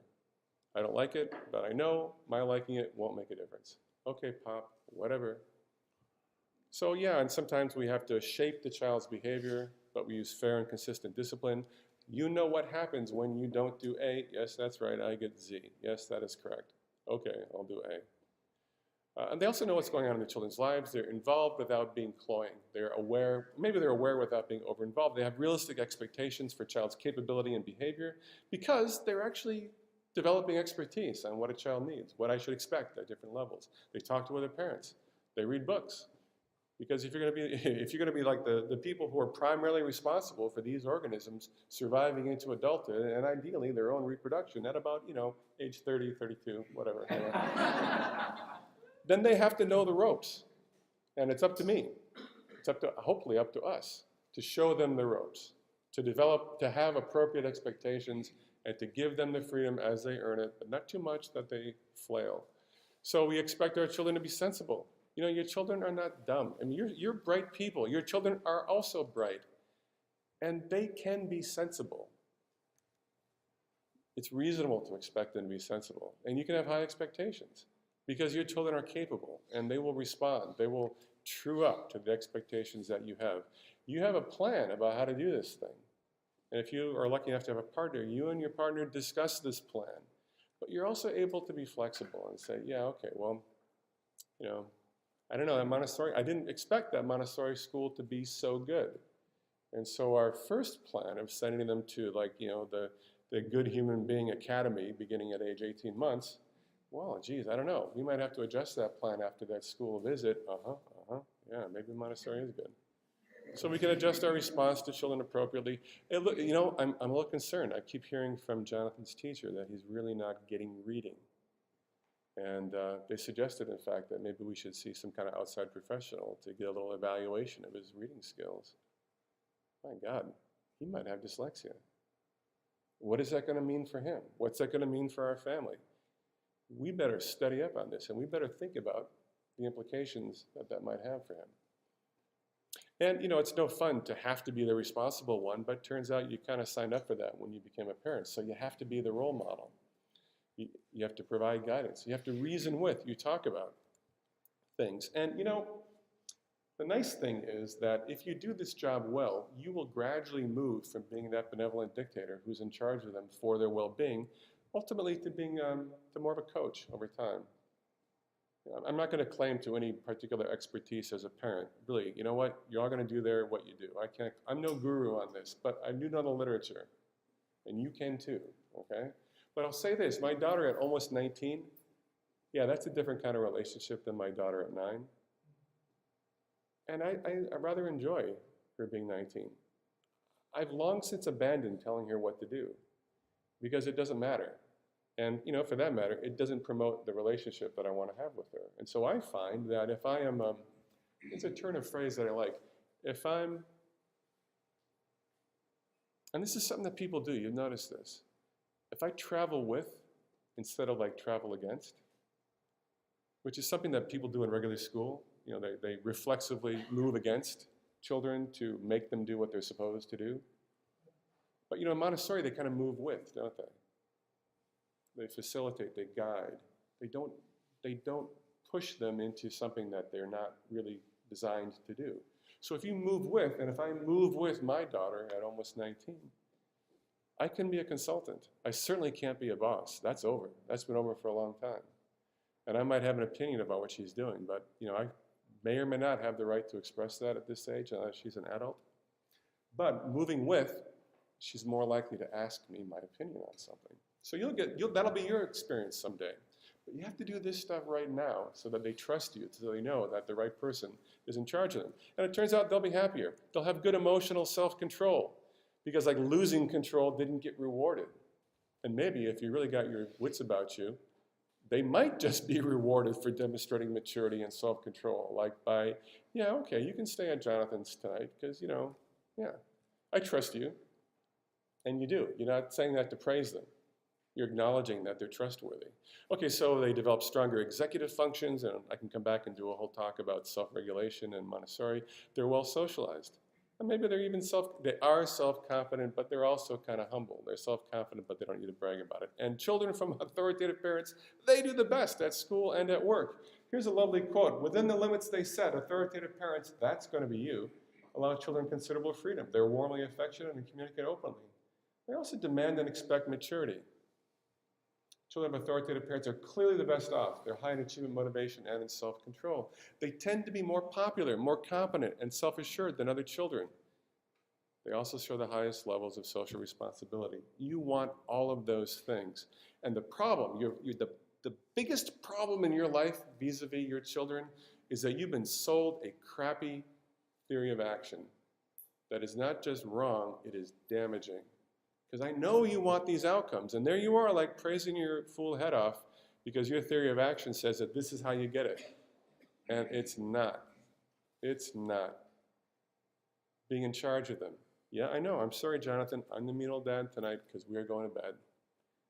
You know what? This tantruming business is not going to pay off for you. And in fact, maybe it's going to make certain aspects of your life less pleasant when I say, I don't think we're going to Legoland tomorrow at this point. You've got, you know what? You've got 5 seconds to stop this or Legoland is out. 5, 4, 3, 2, okay, great. Let's go to bed. That will work. Maybe not the first time, but Legoland will still be there next time. Okay, so you know why authoritative parenting works so well? Why it's the thing you need to do?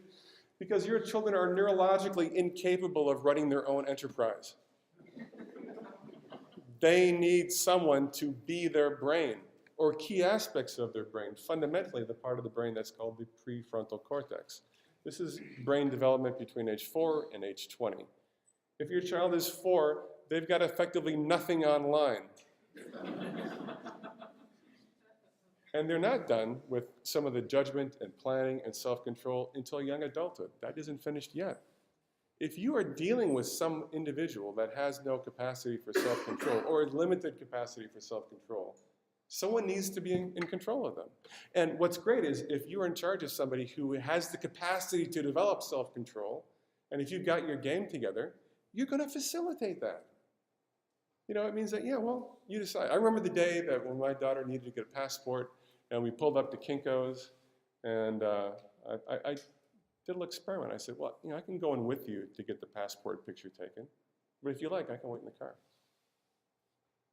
And, you know, she kind of like thought about that. And she was like, oh, geez. And then she said, yeah, okay. And then 10 minutes later, she came back with change and 2 passport pictures, which was the first time she had ever transacted business with another human being without mom or dad there doing it more or less with her. Well, okay. Yeah, because I'm okay.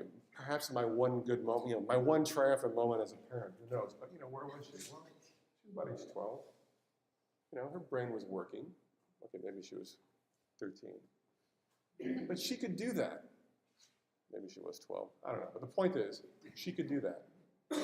And I'm trying to understand what she can do and what the next step is. And so at that moment, I scored.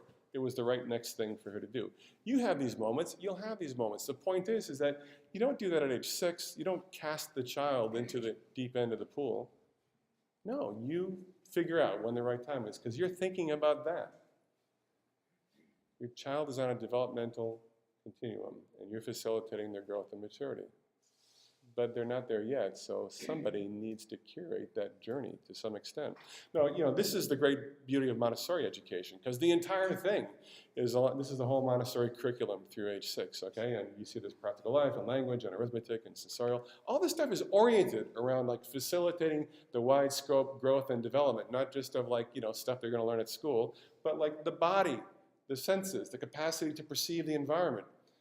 Facilitating their ability to move effectively, efficiently. They're learning to follow their interest and curiosity. And nobody is sucking the soul out of them by praising them for what they're doing. In fact, there's an enormous amount of respect closely trained into every adult with Montessori training who's saying, Jonathan is into it. The last thing he needs is for me to enter his space. Because he's doing everything he needs to do. Why is he doing this work? Because today, something inside of Jonathan that's just a little spark kind of said, yeah, Pink Tower, how does that work? His curiosity motivated him this day to conduct further experimental interactions with the Pink Tower material. Where was that spark? What was that spark? Why did this day Jonathan say, I'm feeling Pink Tower? Someday he's going to say, you know, I'm feeling career A or career B. I think that's, you know, maybe I'm going to be a doctor, you know. Maybe that's, I kind of like that. I don't, you know, I'm not afraid of going to the doctor. I think it's kind of cool. They kind of know what they're doing. And God, I do like that lab coat thing. So Jonathan's going to detect inside himself what he's into. Or we could sap that from him by saying, ooh, good pink towering. I guess you really wanted to do the pink tower today, and you're very good at the pink tower. And all that internal motivation, all that curiosity-driven activity is just going to evaporate. Because he didn't do it for you. He did it to respond to that little inner spark, and we can snuff it. We can steal that from him, but that will never happen in Montessori. And an authoritative parent kind of knows that. But you know who doesn't know that? A sloppy, permissive parent who thinks they got to praise every move the child makes, thus stealing their developing soul. Ooh, okay? So this is who you want to be. You want to be that authoritative parent. You want to be high in control. Yeah, it sounds kind of weird, doesn't it? But you still get to be high in warmth. You're in charge of this child for their well-being. I'm now going to review some of the outcomes of authoritative parenting, and then we're sort of going to wrap it up. Okay, so here's the study. Impact of parenting practices on adolescent achievement. Better adolescent school performance and stronger school engagement when they have an authoritative parent. Cha-ching. Here's another study. School achievement at the secondary level. Influence of parenting style and parent involvement in schooling. It was found that the three factors that they measured, parent acceptance, supervision, which is control, psychological autonomy granting, this is like a three-factor model that describes authoritative parenting, right? Results are, okay, so these things contribute to school achievement. Youngsters whose parents gave them affective emotional support perform better than their peers. Yeah, see, that warmth thing really pays off. Regression analysis showed that the authoritative parenting style was most predictive of fewer child behavior problems. Even if you are hanging out with other families that have authoritative parents, authoritative parenting within the wider social network reduces delinquency, substance use, lower levels of school misconduct. All these positive benefits happen if you are hanging out with other people who have children who are also lucky enough to have authoritative parents. What else? Greater self-reliance, less anxiety and depression, less likely to engage in delinquent behaviors. Greater psychosocial competence. For the love of God, fruit consumption and fruit-specific cognitions. I mean, seriously, everything you want, you're going to get. But that will only happen, we're almost done, okay. That will only happen if you're not thinking the way that you've been told to think. You need to revise your thinking about what you're into. You are building a child. You're helping them build themselves, but they need someone to be the boss of that process for their well-being. Not the boss to be a bossy pants dad, a boss to be in charge, to some degree curate their growth and development. If you think of well-being as an outcome, then okay, if you have to use that nasty word, self-esteem, like, okay, call it a consequence of competency at being a human being. They're not born with competency at being a human being. Now, lucky for you, whatever you're doing wrong, they're getting some compensatory benefits of by being at this Montessori school. But think of how much better off they're going to be if you stop being a nincompoop and stop praising and start thinking from a facilitated developmental perspective, which is why you like the teachers at this school, because that's what they're doing. Okay? So you are helping them become competent at being a human being. And just roll that phrase around in your mind, and it's going to give you a lot of ideas about what you might be doing. You know, if you have been thinking self-esteem, let go of it. Okay, dead simple. Think socialization. Create a child who's pleasant to be around.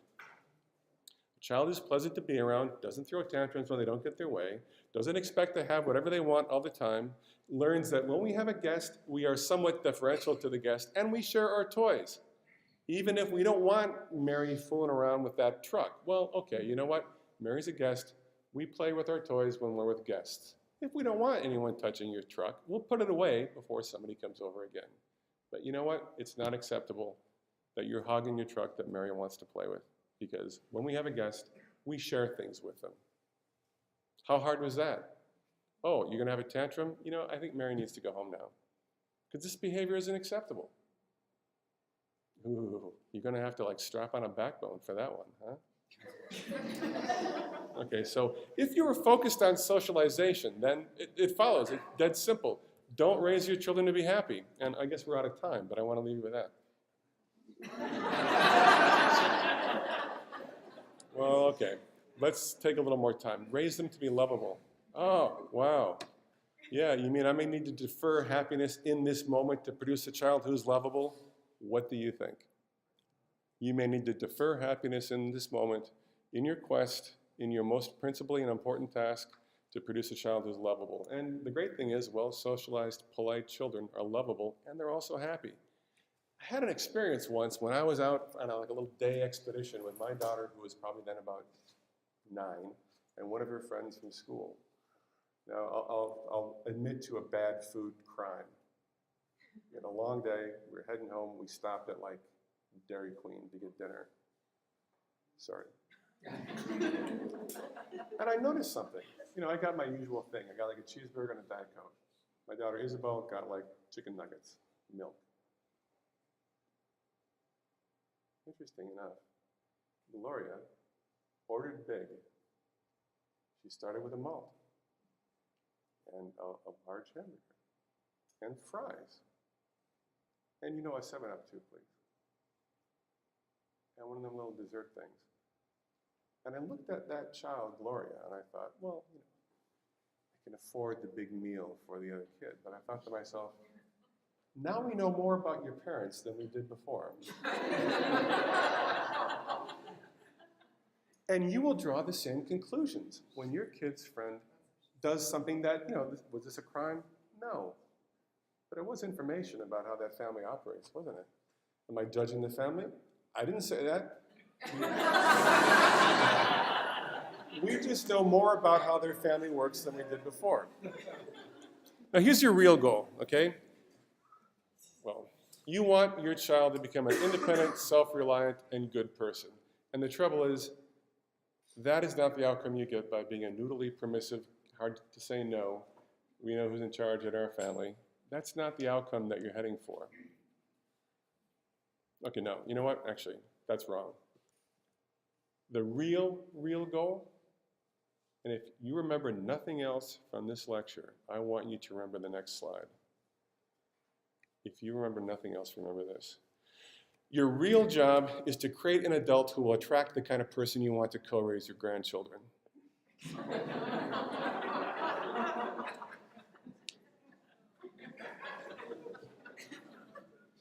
Muse on that for a moment. And you know something else. You know something else. That person will have options because they're going to be a catch. And there'll be lots of people. There'll be lots of people who would love to have that person co-raise their grandchildren. And they're not going to marry somebody who isn't a catch. And while that child may be the center of your universe, for them to be the center of that person's universe, they will have to be a good person. They will have to be well socialized. They will have to be not selfish. They will have to know how to share their toys when guests come over. They will have to know how to, like, you know, not make social faux pas, like order big, because it doesn't occur to you to see that, oh, okay, everyone's getting a burger and a drink. Okay, I can do that too. Now, the sin is not ordering big. The developmental task that's been overlooked is social awareness, reading cues from the environment. It's not a sin to order big. The point is that she didn't notice that that's not what was happening here. And she was old enough that she could have. I blame the parents, not the child. But I'm not judging. Now, okay, the kind of adult that you want to attract to co-raise your grandchildren has had somebody who understands this, running their enterprise, running their growth and development. Because that person doesn't emerge from the womb spontaneously formed as being that person. That person has had people in their lives who have actively been socializing them, who have actively been working on the enterprise of creating the kind of human being who will attract a similarly cool human being to raise your grandchildren. I mean, the person who you want your child to marry, their parents are thinking about this. They are being very deliberate right now, someplace. There's another set of parents who are thinking hard about the kind of person they want their child to turn out to be. And that child is not indulged. That child, you know, of course the child is the most important thing, but she's not the center of our family because we all work together. And they're not the decider, we're the decider for her well-being. And she understands that. And because she knows someone else is appropriately in charge of her, she's good. She's not anxious. She's not nervous. Nobody in adulthood thanks their parents for not being appropriately in charge of them when they were growing up. And if you think you're going to get gratitude for being too loose, you will get something. But that emotion is not gratitude. I've seen this time and again, both in my professional work and, because I'm probably a little older than most of you, in my social group. The child whose parents have failed in their most important role to be appropriately in charge of them and shaping them, that child never feels gratitude. They feel contempt. They feel contempt, and they express it. They express it to their parents who are failing them by being pissy, by being mean, by acting out, by being a little pill. And unless their parents get on the stick and realize that they're failing their most important job, who knows how that child will become. Okay, so we'll wrap it up now. Let's just say a last bit about limit setting through the lifespan. Your whole goal is to help facilitate their ability to work within wider limits, okay? Because that means they're developing self-responsibility. That means they're developing social competency. So granted, when they're an infant, of course, the limits are pretty tight, aren't they? They're like in your arms, or like they're within sight, or maybe they're with grandma while you guys go on date night, whatever. The point is the limits are pretty tight. And then they get a little older, and the limit is going to be like, well, okay, don't go on the street. They're playing in the front yard. Isn't it great? The kids are playing together so nicely. Don't you praise them for playing together nicely. Don't go on the street, though. You feel like you need to remind them, right? Because they're maybe only 5. I said, put down that stick. Stop torturing your brother, okay? Because kids do things, right? Okay. So you set limits in childhood, but they're wider limits, and they may go to school, and you don't see them for the whole day. But adolescence, you might say, get home before 11, don't have sex, get a job. These are the limits you place on an adolescent. They're driving, my God. They can be like gone until tomorrow. But get home before 11, and I mean it. If you want to drive this weekend, you'll be home at 11. Or maybe you don't even need to say that. Great, okay, just get home before 11. I noticed last night that you didn't get home until 12:30. I asked you to be home at 11. How did that happen? Oh man, I guess I kind of screwed up. Yeah, well, what was going on? Well, we had a party, we were having a lot of fun, I didn't want to leave. Yeah, okay, well, you've demonstrated to me that maybe you're not ready for that level of freedom. And so I think we're going to have to keep the car at home this weekend. And if you've been doing your job up to that point, they're going to say, yeah, I know, whatever, and they'll be pissed about it, but they won't break things. And they will probably get home at 11 next time they go out. This works. Okay, so the limits are wider in adolescence, and of course they get a lot wider in young adulthood. So they're going to go away to college. They're going to be like much more. If you've done your job well through this point, college is going to be easy. They're going to be out there, they'll be mature, they'll know how to manage themselves, they don't need anybody around. So your limits get a lot wider, like finish college, don't have sex, get a job, These are the limits that you can attempt to impose on a college kid. And because they know there's someone there who's kind of monitoring and in charge of them, maybe they will do most of those things. And then finally, if you've been doing this job well, as I'm guessing you're going to now, there's something else that you can do in adulthood, and now it's going to get a little, it's going to get a little serious here just for a minute, okay? Because this is heartbreaking. There are children in this school now who are beautiful and innocent, who will develop substance abuse problems. And some people who are children of yours are going to have real problems in their life because of this. And some of your children, doggone it, someone's going to have to intervene in their lives because they've really gotten off the rails, because they've moved into some really bad behavior. And I'm sorry, but the odds are there's no escaping it. And somebody is going to have to say to them something like, you have a drinking problem, and you've got to stop this. You've got to figure this out. We will help you. And they've got to be able to hear that. Now, if you've done each of these steps well, then maybe they will.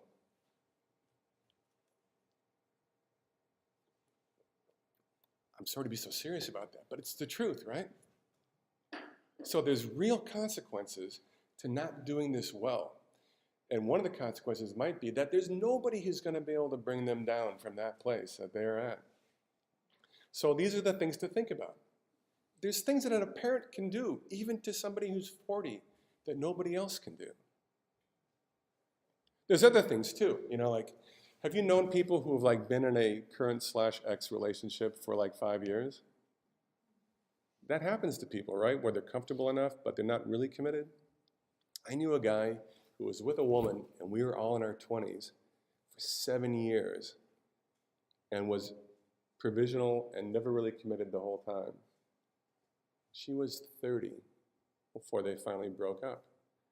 And you know what she wanted? She wanted to have a child with this guy. But she was willing to tolerate him not finally showing up. Ultimately, he didn't, and she was 30. So, of course, she was kind of running out of time. That's not fair, is it? You might need to say to them, look, this is not fair. If you don't want to be with this person, that's fine. And you know what? They'll be okay in the end. But do not be convinced that you don't want to be with this person and continue this relationship of convenience. Nobody wants to hear that, right? If you've done your job well, maybe they'll hear you. Okay, so there's 2 examples. Marry that person or cut them loose, and you have a drinking problem. Those are limits that only the parents can set, but they may not hear it if you haven't done your job well. Okay, so we're about done, and of course I've told you that you have to radically change your entire approach to parenting. What are you going to do? Your underlying theory of action has been wrong, even corrupt, okay? But maybe you're drawing a bead on some ideas about how you want to go now. You probably do want to create that child, that adult who will attract the kind of person you want to co-raise your grandchildren. So you're maybe thinking about new goals. How will you get there? Well, fortunately, this authoritative parenting thing is not that hard to wrap your head around. And you're probably doing elements of this already, so it's not going to be a long reach, but you're going to have to put up with some pain if you've decided that you're going to get serious about this. So there are people who have produced things that can help you with this. For example, there's a program called Love and Logic, which is kind of like the embodiment of how to be a more authoritative parent. Is there anyone in this room who might be an authority on the Love and Logic program? Oh, Nancy is. Wow, you have your own built-in, consultant here.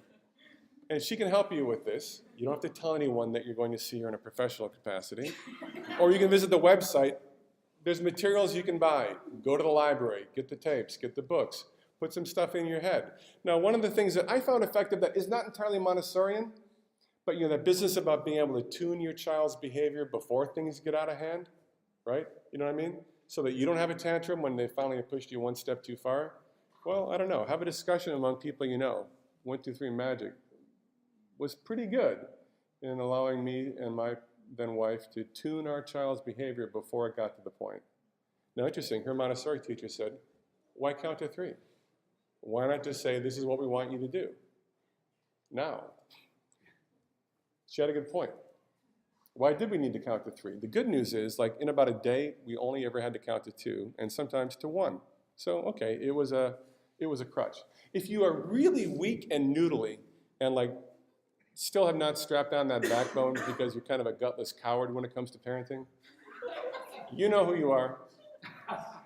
Go find anything written by John Rosemont, and I promise you, you will not be the same person after you read about his unbelievably assertive, authoritative parenting. You may not sit on the child who's non-compliant, but Rosemont did, and he'll tell you how to do it. I don't want you to read him and be him. I want you to read him because your set point will be shifted in a positive direction. He's here, which is fine. You don't need to be there, you can be here. But if you're here and you read Rosemont, you will drift this direction because you'll say, wow, I had no idea you could do that. Oh, geez. Not sure I'm willing to do that, but I'm willing to open the scope of my acceptable behavior in that direction. And then finally, Lawrence Steinberg's book, The 10 Best Principles of a Good Parent, research-driven, by a real researcher, a great writer, and a great man. That one's worth buying. And consult with Nancy if you really feel like you're up a creek. And then we went long. It's 8:24 right now. So wow, we talked for a long time, and I know it got warm. I know you got edgy and shifty, and I know that we're supposed to end. And I'll hang around if you want to ask questions, but I'm going to defer to Vicki. What's the status of this night now? Can we take 15 minutes, which gets us to 8:40? I don't think so, although there are some people who have children upstairs. That's right. So please, but demonstrate some self-regulation. If you got to split, quietly. try to do it quietly. And if you can stay, that's great. So anyway, hope that you got something out of that and that it got you thinking about things. Good job.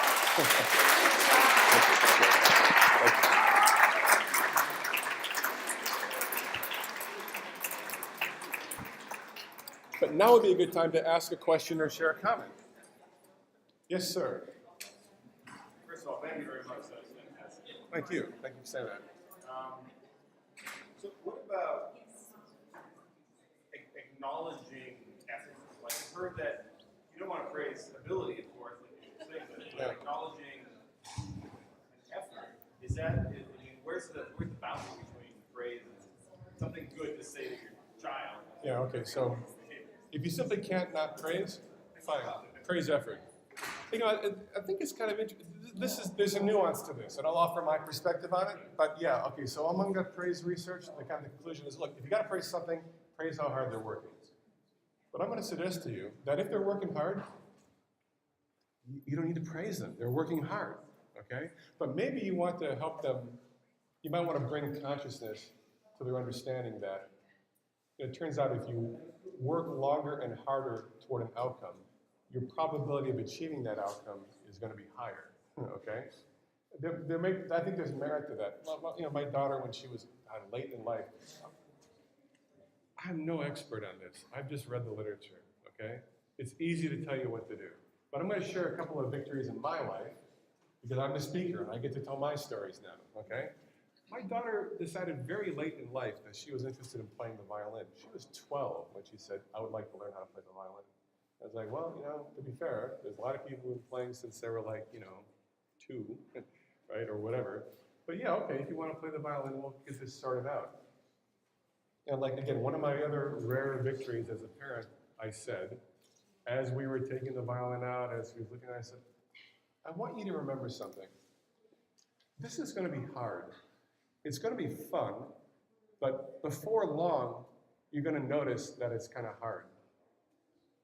Before you say anything and decide whether this is for you or not, let's just, since you're keeping track of practice because your teacher asked you to do, I want you to practice for 200 hours before you decide whether you want to keep up with this or not. Before you decide it's too hard or it's boring or it's not for you, let's practice for 200 hours. And once you've done 200 hours of practice, is that a lot of practice? Oh, yes, it is. It is a lot of practice. But we can get that done in, let's say, that was like maybe like 6 months or 9 months. She was tearing up the violin. She probably got to 200 hours, like, say 20 hours a month. Yeah, okay. You know, I might have said 150 because 200 seemed like too much. But the point is, I picked a large number. I picked a large number because I knew that the novelty would wear off, and then she'd be like, I don't care. So I said, reserve judgment. Do not decide until you've clocked this relatively large number of hours whether you like it or not. And she did. Now, I don't know if she was highly motivated to play the violin, but that's the kind of thing. So praising effort, well, maybe, you know, God, I can't believe it. You were tearing. You know what your teacher used to say? You got a lot of rosin on your instrument. You've been practicing. Because, you know, you play the rosin. So a dusty violin was a sign of virtue, okay? You can't dust the violin. The only way it gets dusty with rosin is by playing it. So her teacher would praise that level of effort. You've really been practicing, and I can tell. So maybe that, you know, and again, I feel like we want to praise effort because, for God's sake, we want to praise something. But I think that developing a realistic understanding of the effort necessary to achieve great things, and perhaps praising effort is what feeds into that. Thanks for indulging me on a story about my virtue as a parent. Thank you for that. Let's hear from somebody else in the back, sir. Two quick questions. Thank you for excellent presentation. First question is, in your research, have you seen any correlation between culture and religion with parenting?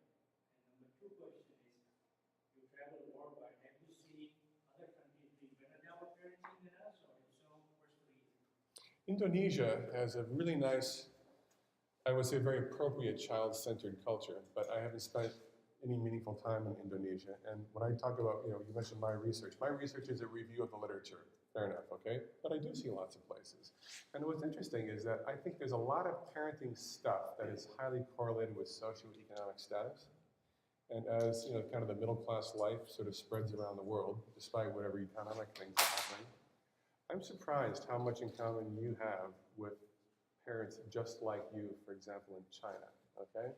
Even in a culture that our superficial take on it might be that it's a grind, like they gotta study hard and work hard and there's no, if I might ask, do you know anybody from India? Yes. It's similar kind of a culture, right? A drive, a charge, and it's the Indian and Chinese parents who are at the Kumon office, every evening, right? Because my kid used to go there too, and I noticed, wow, there's an awful lot of Indian and Chinese parents around here.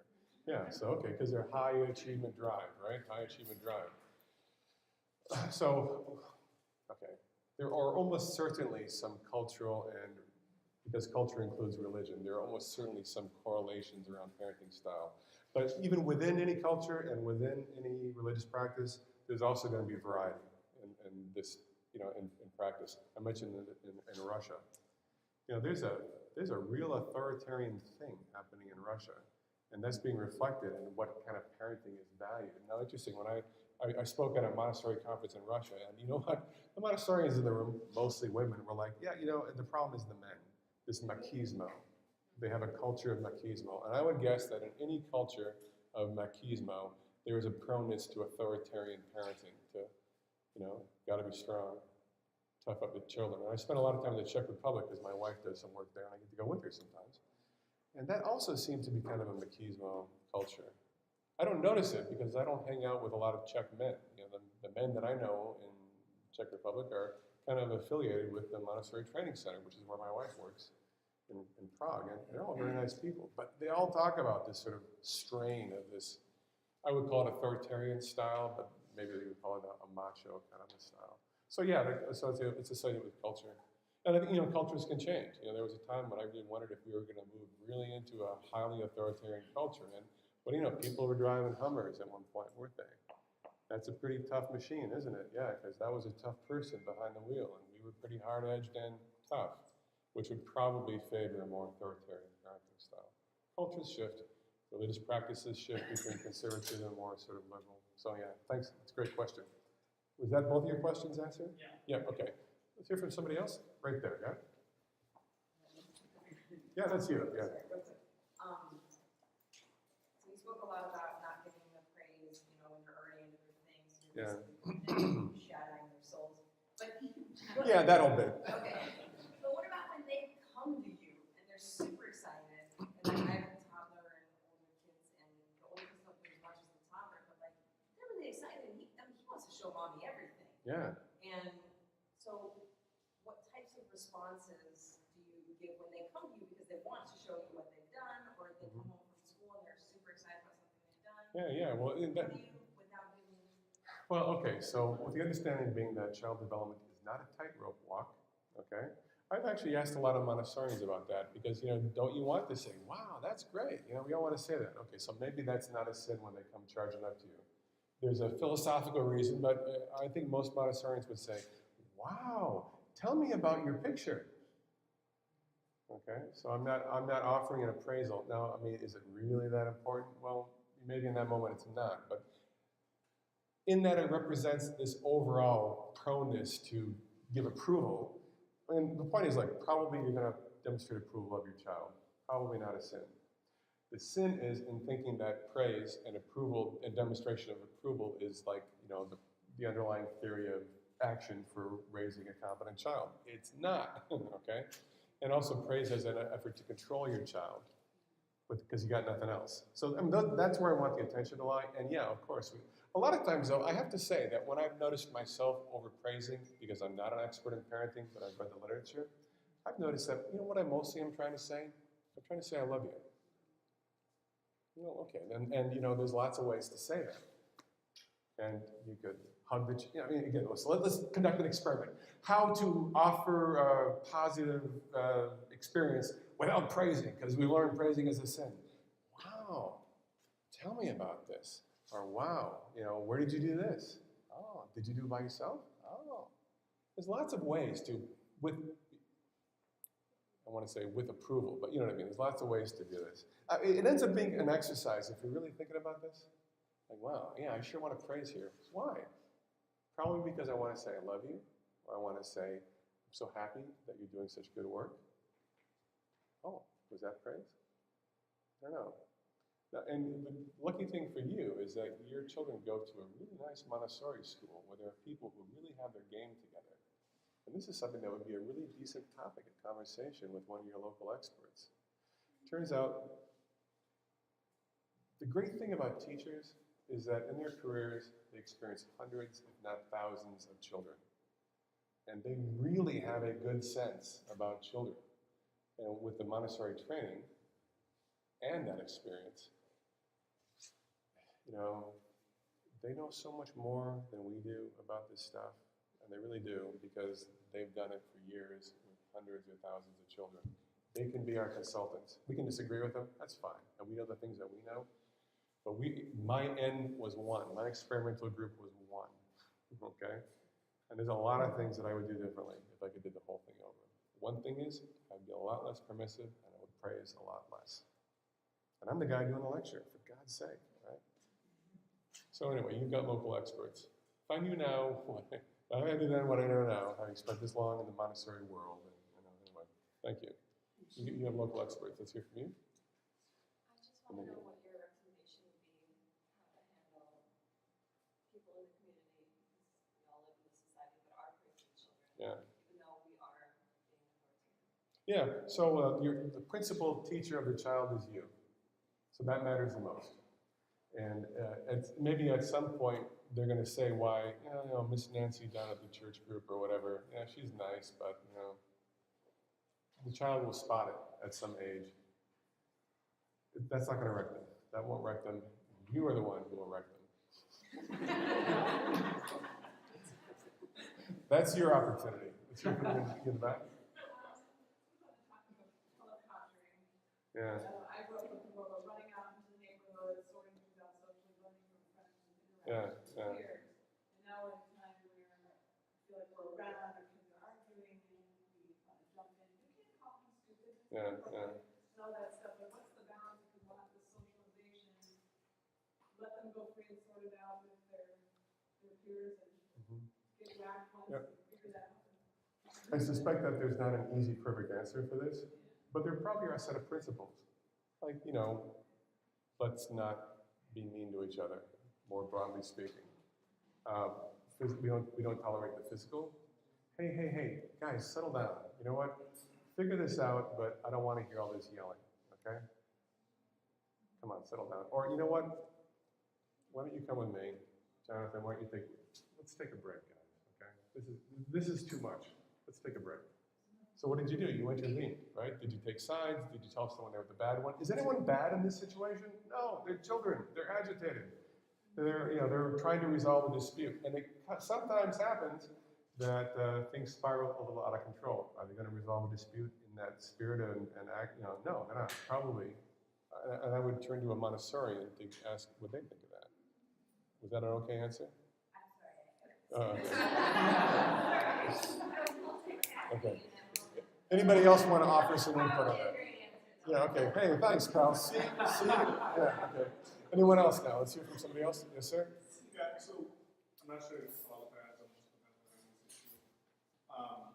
So my kid is one of those kids who's kind of, on the spoiled kind of spectrum where he doesn't listen. So, I haven't made many of the mistakes which you have talked about. So right now, how strict I need to be so that he doesn't become like. I'm going to recommend that what you want to do right now, if this has left a mark, okay, I want you to start studying yourself and studying what happens when. And you're going to notice when I did it again.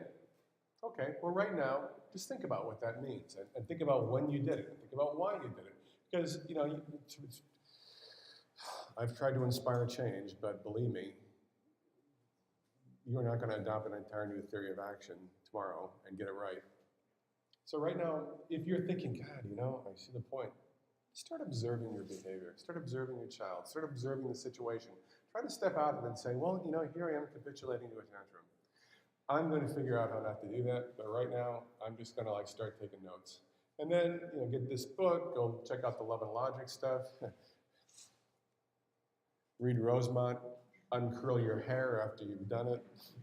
I can't believe Dr. He has recommended John Rosemont's writing. Well, okay, not because you're going to be him, but because he will shift you in the direction of him. But, I had no idea you could sit on a child. Well, you know about that.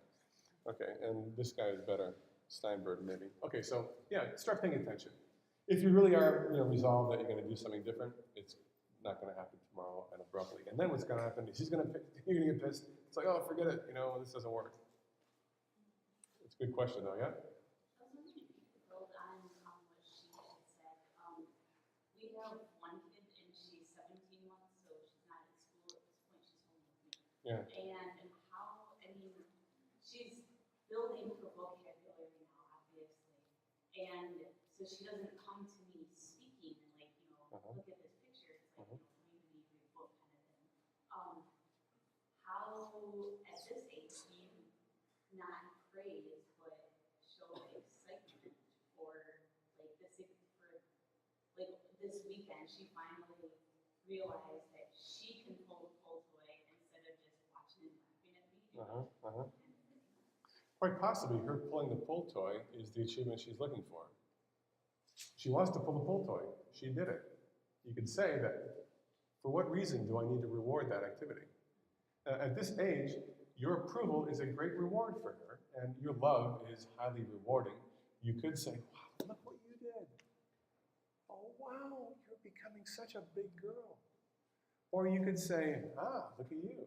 Or why would you need to, I understand it's a highly legitimate question. What could I say? Good job. I want to do that. I want to do that. Yeah, or I want to, I want to produce a broad neutral approval. To be fair, your approval is highly rewarding. She will seek your approval. What we're aiming to do is, as that is less of a developmental mandate, we're hoping to allow her to continue to explore her internal, her internal, self-appraisal of her competency, to put it in those terms. So if she does it, she did it because she wanted to do it, and she did it. But are we conditioned to then want to put a cherry on top of that by saying, good job? She knows it was a good job. She did it because she wanted to do it. So, just a perspective, right? Does it mean you have to stand back and do nothing? No, I don't mean to say that. So, again, if we're trying to avoid praise, we could say, wow, look what you did. And that's recognition. That's a positive acceptance of it. But again, I want to be clear that we want to be, this is not a tightrope. Oh God, you can slip and say, good job. This is not a sin. We're just trying to talk about general trends, right? General trends. Yes? Speak from the teacher. Please do, because you'll be an expert in this matter. People brought up things that happened in the classroom. Yeah. Yeah. Yeah. But when we start, they just keep coming with the reminiscence, and they keep bringing them back. They're one of our approvals, so you almost are training them to come to you, and they need that stamp of approval. Yeah, that is really a key point. The trouble is, because they want your approval, and we're trying to help them keep that internal. You slip into it, and you catch it. And they will be conditioned to seek your approval. So at a young age, you can train the child to be coming to you every day. So it's not that you can't show joy. Yeah. And I think that's the key thing: joy, affection, warmth. Even when we show the Pink Tower, the consultant watching us saying, "Mom, you don't have to say anything."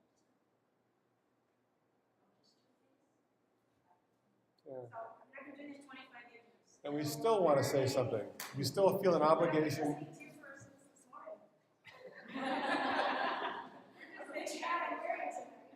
Well, okay, so I think it's a nice way to think about it. Do I need to put a cherry on top of that sundae? Because I feel that impulse to do that. Do I need to do that? That's a pretty good sundae that kid built. Who am I to put the cherry on top? Like, they need me to do that? Yes, I'm the parent. I'm the most important person. Or, you know what, maybe you're not. Maybe you don't need to do that. Maybe you're not that omnipotent. That, it only works if I put the cherry on top. By the way, you did an excellent job. Yeah, good job. Yeah, but I'm getting bored with this whole thing at this point right here. Yeah. Thanks. I appreciate the acknowledgement. Yeah, thank you. The overpraise. Yeah. Okay, so anybody else? Any comments or questions? Yes? Yeah, so you mentioned earlier, talking about Sure, okay. Would you, Can influence, yeah. yeah, would you elaborate a little bit on the impact of socioeconomic differences? I happen to work in Milwaukee in a Montessori school. Yeah. with a lot of high poverty. Yeah.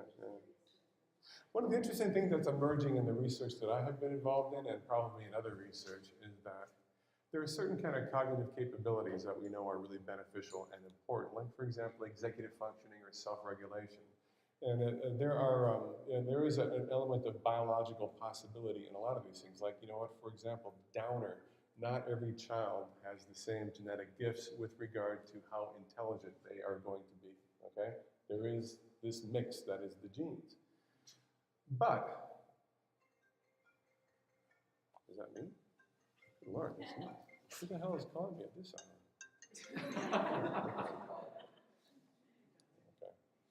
Okay. So, okay. David Kahn is calling me at this hour. David Kahn is calling me. Okay, well, then we better return that call, yeah. Oh, God, wouldn't it have been funny if I answered? Hi, David. Look, I'm giving a lecture right now. Can I call you back in a while? Anyway. Okay, so, what were we talking about? Oh yeah. Okay. So there are certain like neurologic functions that will, that nature via nurture, right? Nature via nurture.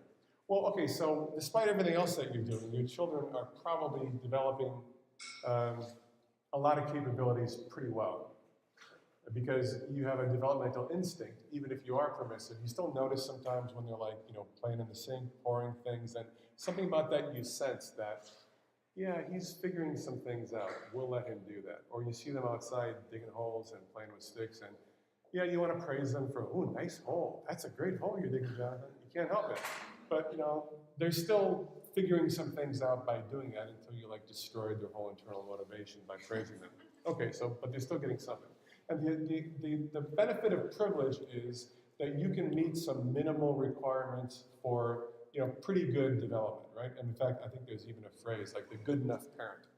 Okay, the good enough parent. There's an awful lot that can be done, but you don't need to do all of it to have about as good an outcome on many important dimensions as they could have. But then when you take a child who has, I don't know, let's just do something a little bit crass. Let's say self-regulatory capacity potentially could be here, but environmental conditions are such that maybe they're here because to get here, they need an environment to help them get there, okay? And so what's happened is that child is here because they've had a relatively deprived environment or maybe a stressful environment. Well, they roll into a Montessori school and, oh, wow, covered, absolutely covered. Now maybe your child rolls in at this level and they get a Montessori school, and on some of these kind of hardwired cognitive capabilities, there's not that much further for them to get. So here's what you don't get. You don't get an exceptionalized child in a way that they weren't going to be maybe anyway, but you're really covering whatever environmental gap that there might be present. But they're also getting something else that doesn't tend to appear like on a laboratory measure of attention skills, okay?